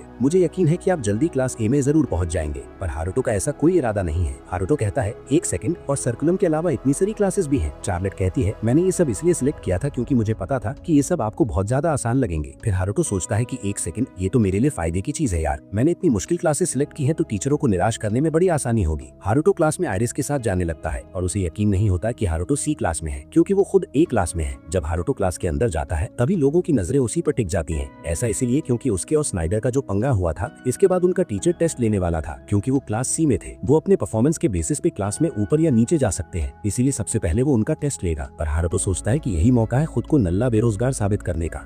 जब वो टेस्ट देखता है वो उसे कुछ ज्यादा ही आसान लगता है। ये सारी चीजें जब चार्लेट छोटी थी तब ये सब खड़ा करती थी। हार्टो को लगता है कि टीचर जरूर उन्हें ज्यादा ही इजी टेस्ट दे रहा है ताकि उनमें थोड़ा सा कॉन्फिडेंस आ जाए। वो सोचता है कि सभी लोग उस पर शक करने लगेंगे। अगर वो सारे आंसर्स गलत लिख देगा तो वो सिर्फ 60 नंबर लेके पास होने का सोचता है। टेस्ट खत्म होने के बाद टीचर कहता है कि सबने बहुत बुरा किया है और सबका एवरेज स्कोर सिर्फ 20 है। ये ज्यादा हैरानी की बात नहीं है क्योंकि क्लास बी का एवरेज स्कोर 50 था, पर वो हार्टो का रिजल्ट देख के बहुत ज्यादा खुश होता है। हार्टो ये सब देख के हैरान था और कहता है कि भाई ये सब क्या हो रहा है? क्या सबसे आसान क्वेश्चन मुझे दिए गए थे? नहीं, मुझे नहीं लगता है कि ऐसी बात है। शायद मेरे क्लास वाले सभी नल्ले हैं। पर फिर से उसे रियलाइज होता है कि ऐसा नहीं है, ये स्टूडेंट बेवकूफ़ है। अगले दिन वो अपनी न्यू क्लास को ज्वाइन करता है, जहाँ तुरंत ही उसे लाओस और एरिस उठा लेते हैं और वो इस बात पे लड़ने लगते हैं। लेकिन ये देख के टीचर उन्हें डांट लगा देती है और कहती है कि तुम तीनों सिर्फ फर्स्ट ईयर में हो और तुमने मेरी एडवांस क्लास ज्वाइन करी है। तुम में तो इतनी हिम्मत है कि तुम मेरे सामने बैठ के बात करोगे। अगर मेरे सवालों का जवाब नहीं दे पाए तो मैं इसी वक्त तुम्हें बाहर निकाल दूंगी। आर्टो, जेनिफिस और आइरिस आलिया, मैंने सुना है कि तुमने इस टिंगू चश्मिश की क्लास ज्वाइन की है। आर्टो पूछता है हाँ क्या हुआ? तुम दोनों की खातिरदारी में तो मैं अलग से करूंगी। टीचर खुद को टोरिया के नाम से इंट्रोड्यूस करती है और वो सभी को एलिमेंटल थ्योरी पढ़ाना शुरू करती है। वो डेमोन्स्ट्रेट के लिए आइरिस को आगे बुलाती है और हम देखते हैं कि आइरिस के पास सभी एलिमेंट्स हैं और वो कहती है कि ये तो बहुत बुरी बात है कि तुम्हारा माना लेवल सिर्फ 5 है, और वो उसी वक्त उसे अपनी लैब ज्वाइन करने को कहती है। लेकिन आइरिस मना करके पीछे आ जाती है। टोरिया सभी को बताती है कि सबके पास एक मेन एलिमेंट होता है और बाकी सभी एलिमेंट्स सब एलिमेंट्स कहे जाते हैं। अगर मेन एलिमेंट को 100% कहा जाए तो बाकी सभी एलिमेंट्स को कितने % से नापा जाएगा ये अभी रिसर्च हो रही है और बताया नहीं जा सकता। लेकिन हार्टो के पास एक स्टेटस स्किल है जिससे कि वो सभी स्किल्स और स्टेटस देख सकता है। टीचर बताती है कि सब एलिमेंट्स की एबिलिटी चेक करना मुश्किल इसीलिए है क्योंकि यूज करते वक्त उनकी वैल्यू चेंज होती रहती है। हार्टो को लगता है कि ऐसा हिडन प्रॉपर्टीज की वजह से होता है। तभी टीचर उसके पास आ जाती है और उससे पूछती है कि तुम्हें इस चीज के बारे में कैसे पता चला? ये उसने अभी स्टेटस विंडो में पढ़ा था और वो उसे एक्सप्लेन करता है कि लोगों की हिडन प्रॉपर्टीज हो सकती हैं जो कि एलिमेंट से अटैच हो, जिसकी वजह से कोई स्किल्स बूस्ट हो सकती हैं। कि तुम्हें ये सब कैसे पता? ये तो एक नई रिसर्च है जो कि वो बोल रहा होता है। वो एक मिस्टीरियस पर्सन है जो कि हमें एक रिसर्च पेपर भेजता है। ये चीजें इतनी ज्यादा सीक्रेट हैं कि हम इसके बारे में किसी से भी बात नहीं करते हैं। यहाँ तक कि रॉयल कैपिटल को भी इसे रिपोर्ट नहीं किया। तुम्हें इन सब के बारे में कैसे पता? इसके बाद वो हार्टो को भी अपनी लैब ज्वाइन करने को कहती है। टीचर हंस के कहने लगती है। इसके बाद हार्टो और आइरिस लैब ज्वाइन करने के लिए प्रोफेसर के पास आते हैं। ये सुन के प्रोफेसर और पोलकोस बहुत ज्यादा खुश हो जाते हैं और वो दोनों पार्टी करने के लिए वहां से चले जाते हैं। इसके बाद हार्टो और आइरिस एक जगह बैठे थे और वो असल में हार्टो नहीं बल्कि हार्टो का क्लोन था। क्लोन वहां से चुपके से जाने वाला था, लेकिन तभी पोलकोस उसकी चिल्लाने की आवाज आती है और वहां वो देखता है कि वो स्नाइडर को बांध के रखा हुआ था। प्रोफेसर कहती हैं कि अरे हाँ ये तो कल आया था पर मैं तो इसके बारे में भूल ही चुकी थी। इस पे किसी ने कोई स्पेल कास्ट किया था और ये मेरी मदद के लिए आया था। उसे लगता है कि ये परफेक्ट चांस है एशियन मैजिक के ऊपर रिसर्च करने का। क्योंकि उसके सोल्जर्स के ऊपर किसी तरीके का बैरियर मैजिक किया हुआ था। एरियर मैजिक किसी भी मॉडर्न मैजिक से अलग है क्योंकि उसे लगातार माना से सप्लाई करने की जरूरत नहीं पड़ती है। और वो कहते हैं कि अगर स्नाइडर के ऊपर मॉडर्न मैजिक का यूज किया होता तो वो आधे दिन में ही खत्म हो जाता क्योंकि माना उस पर सप्लाई नहीं होता। पर इस मैजिक को किए हुए 2 दिन हो चुके हैं। इसका मतलब इसके ऊपर एशियन मैजिक का यूज किया गया है। ये सुन के आयरिस हैरान हो जाती है और कहती हैं, आप कहना चाहती हैं कि इस मॉडर्न टाइम में अभी कोई एशियन मैजिक का यूज कर रहा है। इसके बाद टेरेट स्नाइडर के थप्पड़ पे थप्पड़ लगाने लगती है, अब ये पता लगाने के लिए कि उसके ऊपर ये स्पेल किसने कास्ट किया। लेकिन स्नाइडर उन्हें ज्यादा चीजें नहीं बताता, लेकिन वो इतना बताता है कि उसने काले कपड़े पहने हुए थे। ये सुनकर वो समझ जाती हैं कि वो ब्लैक नाइट है। वो हार्टो से पूछती हैं, क्या तुम उस हीरो के बारे में कुछ जानते हो जो कि कुछ सालों पहले बॉर्डर के आसपास अपीयर हुआ था। हार्टो कहता है कि नहीं, जिसके बाद टेरेट कहती है कि वो हमेशा से बॉर्डर के आसपास ही रहता है, लेकिन जब से हार्टो यहाँ आया है वो यहाँ भी दिखाई देने लग गया है। इसके बाद वो हार्टो को पकड़ लेती है और कहने लगते हैं कि तुम मुझसे क्या छुपा रहे हो, क्या तुम्हारे पास एशियन मैजिक है, अगर है तो मुझे सिखाओ। लेकिन तभी वहाँ असली हार्टो ब्लैक नाइट के रूम में पहुंच जाता है। वो कहता है कि उसका हार्टो के साथ कोई लेना देना नहीं है और वो बस कैपिटल में बुराई का खात्मा करने के लिए आया है। टेरेट उससे मिलकर बहुत एक्साइटेड हो जाती है और उसे लगता है कि उसने स्नाइडर को इसीलिए पनिश किया क्योंकि वो एक अजीब से कल्ट का पार्ट है। पर हार्टो को ये सुन के हैरानी होती है कि ऐसी ऑर्गेनाइजेशन सच में एग्जिस्ट करती है। तो वो एक्टिंग करने लगता है कि उसे ये सब चीजें पहले से ही पता थी और वो स्नाइडर से कहता है कि तुम हार्टो के साथ अपनी ड्यूल फाइट को कैंसिल कर दो और मैं तुम्हें कल सुबह तक फ्री कर दूंगा। ना चाहते हुए भी स्नाइडर मान जाता है और हार्टो वहां से जाने ही वाला होता है। फिर टेरेट उसे पकड़ लेती है। टेरेट कहती है कि मैं तुम्हें तब तक नहीं जाने दूंगी जब तक कि तुम मेरे 71 क्वेश्चंस का जवाब नहीं देते। लेकिन हार्टो आसानी से उस मैजिक से निकल जाता है और उल्टा टेरेट को ही बैरियर मैजिक में पकड़ लेता है। पोल कॉस टेरेट को उससे माफी मांगने को कहता है, लेकिन वो उसके मैजिक में बहुत ज्यादा इंटरेस्टेड थी। लेकिन तभी अचानक से उसे सुसु लग जाती है और वो उसे विनती करने लगती कि वो उसको फ्री कर दे और साथ ही प्रॉमिस करती कि वो उसे दोबारा परेशान नहीं करेगी। इसके बाद उन सबकी वेलकम पार्टी जारी रहती है। वो उन सभी को अल्कोहल देती है जिसकी वजह से आरिस को नशा आ जाता है। वो हार्टो को भी पिलाना चाहती थी लेकिन उसका कप भरने के बाद वो खुद उसे पी लेती है। इसके बाद अचानक से वो उसका शुक्रिया अदा करने लगती है क्योंकि वो उसका दोस्त बना और उसके साथ ये लैब ज्वाइन की और उसके बाद वो सो भी जाती है। टेरेट को भी अब छड़ चुकी है और वो हार्टो से पूछती है क्या वो जानता है कि एशियन मैजिक में आरिस क्यों इंटरेस्टेड है। लेकिन क्लोन कहता है कि नहीं। टेरेट कहती है कि असेसमेंट के दौरान पता चला कि इसके पास बहुत सारे एलिमेंट हैं, ये होना काफी ज्यादा रेयर है और इसका लेवल सिर्फ 5 है। शायद तभी ये एशियन मैजिक के बारे में जानना चाहती है। उसे लगता है कि शायद एशियन मैजिक में कोई तरीका मिल जाए उसका लेवल बढ़ाने का, क्योंकि कहा जाता है कि उस समय के लोगों का लेवल मैक्सिमम 100 हुआ करता था। वहीं दूसरी तरफ स्नाइडर का दिमाग घुमा हुआ है क्योंकि उसे मजबूर किया गया था ड्यूल फाइट कैंसिल करने को, जिसकी वजह से उसकी स्कूल में बहुत ज्यादा बेइज्जती होने वाली है।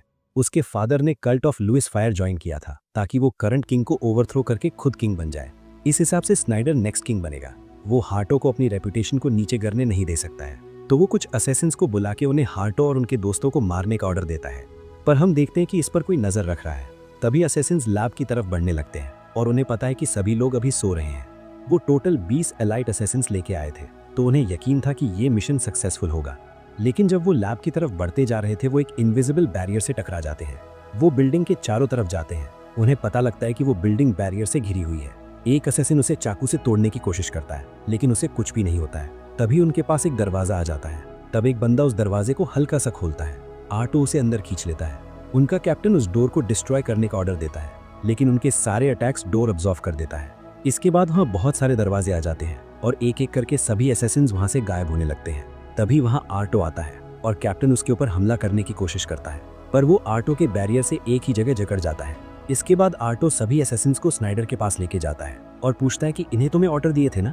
स्नाइडर कहता है कि वो इन सबको नहीं जानता है, तो हार्टो रिकॉर्डिंग शो करता है जब वो उन्हें ऑर्डर दे रहा था। स्नाइडर कहता है कि एक ऐसा स्पेल है जिसमें मैं पास देख सकता हूँ। इसके बाद हार्टो फिर से उसे पनिश करने वाला था, लेकिन उसी वक्त स्नाइडर अपने अंदर कुछ इंजेक्ट कर देता है जिसकी वजह से वो एक मॉन्स्टर में बदल जाता है और हार्टो को एक ही मुक्के में मेंशन के बाहर फेंक देता है। तभी हार्टो को चार्लेट का कॉल आता है। वो कहती कि उसने सेंस किया था कि हार्टो कुछ कर रहा है। हार्टो कहता है कि वो अभी एक मिस्टीरियस मॉन्स्टर से लड़ रहा है जिसे कि किसी ऑर्गेनाइजेशन ने एक्सपेरिमेंट करके ह्यूमन से मॉन्स्टर बनाया है। चार्लेट उसके लिए बुरा लगता है और वो हार्टो को उसे बचाने को कहती है। हार्टो भी सोचता है अब तो चार्लेट के लिए करना ही पड़ेगा। इसके बाद हार्टो उसके सभी अटैक्स को डॉज करने लगता है और जब हार्टो उस पर हमला करता है वो मॉन्स्टर उसे ही दबा देता है। हार्टो अपने बैरियर मैजिक से खुद को बचा लेता है और उसके हाथों को एक ही जगह जकड़ लेता है, लेकिन वो खुद को फ्री करने के चक्कर में अपने हाथों को उखाड़ देता है और उसके दोनों हाथ इंस्टेंट रीजनरेट हो जाते हैं। आर्टो को समझ में नहीं आ रहा था कि वो क्या करे, लेकिन चार्लेट उसे बताती है कि जब उसने अपने दोनों हाथों को दोबारा उगाया उसका साइज छोटा हो गया। तो हार्टो को लगता है कि वो इस बड़े से शरीर को काट के स्नाइडर को अपने पुराने रूप में वापस ला सकता है। तो हार्टो एक नई टेक्निक का यूज करता है और वो आसमान में बहुत सारी तलवारें बना देता है। टालेट ये सब देख के बहुत ज्यादा एक्साइटेड होती है, जिसके बाद हार्टो स्नाइडर पे अपनी सारी तलवारों से हमला कर देता है, जिससे उसका बड़ा सा शरीर धीरे धीरे सब कुछ फीका पड़ने लगता है और स्नाइडर अपने असली कमरे में वापस आ जाता है। आर्टो उससे बात करने ही वाला होता है, लेकिन स्नाइडर बिना कुछ कहे वहां से तुरंत भाग जाता है। क्लोन हवा में उड़ता हुआ सोचता है कि पार्टी सच में काफी मजेदार थी। आर्टो उसे चिढ़ाते हुए कहता है कि लगता है अब उसे इन सब चीजों में सच में मजा आने लगा है। इस पर क्लोन जवाब देता है कि ये जिंदगी उनकी पुरानी जिंदगी से कहीं बेहतर है। आर्टो भी उसकी बात से सहमत हो जाता है, क्योंकि अब तक जिन लोगों से वे मिले हैं सभी काफी अच्छे निकले हैं। अगले दिन हम फ्ले और लीजा को देखते हैं, जो कैपिटल में इंफॉर्मेशन इकट्ठा कर रहे होते हैं। तभी उन्हें कुछ ठरकी लड़के मिलते हैं जो ये कहकर उनकी मदद करने का नाटक करते हैं। वे दोनों को एक सुनसान इलाके में ले जाते हैं, लेकिन वहां पहुंचते ही फ्ले और लीजा उन तीनों की जम के कुटाई कर देती हैं और उनसे जरूरी जानकारी निकलवा लेती हैं। इसके बाद फ्ले, लीजा और चार्लेट एक मीटिंग में मिलते हैं, जहां वे अब तक जो पता चला होता है सब कुछ शेयर करते हैं। चार्लेट बताती है कि किंग और क्वीन के बीच भारी टकराव चल रहा है और एरिस्टोक्रेट्स की हालत भी बिल्कुल वैसी ही है। उसे लगता है कि पूरा किंगडम खतरे में है। हालांकि लीजा को अभी भी इस बात पर पूरा भरोसा नहीं होता। तभी जॉनी उसे हार्टो की पिछली रात की लड़ाई की याद दिलाता है।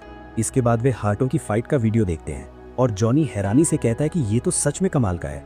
आर्लेट को शक होता है कि स्नाइडर जरूर किसी एविल ऑर्गेनाइजेशन का हिस्सा है। इसके बाद सभी लोग अकेडमी को इन्फिल्ट्रेट करने का प्लान बनाते हैं, ताकि अंदर से सारी सच्चाई को बाहर लाया जा सके। इस बात पे सभी लोग सहमत हो जाते हैं। उधर हार्टो ये सब कुछ देख रहा होता है, लेकिन उसे यकीन ही नहीं होता कि ये लोग आखिर कर क्या रहे हैं। उसे याद आता है कि प्रोफेसर ने उसे गव ऑर्गेनाइजेशन के बारे में बताया था और उसे शक होने लगता है कि इसके पीछे भी उसकी माँ का ही हाथ हो सकता है। इसके बाद हार्टो हर चीज पे नजर रखना शुरू कर देता है, ताकि उसकी शांति भरी जिंदगी को कोई और डिस्टर्ब ना कर सके। और दोस्तों, इसी के साथ हमारा सीजन 1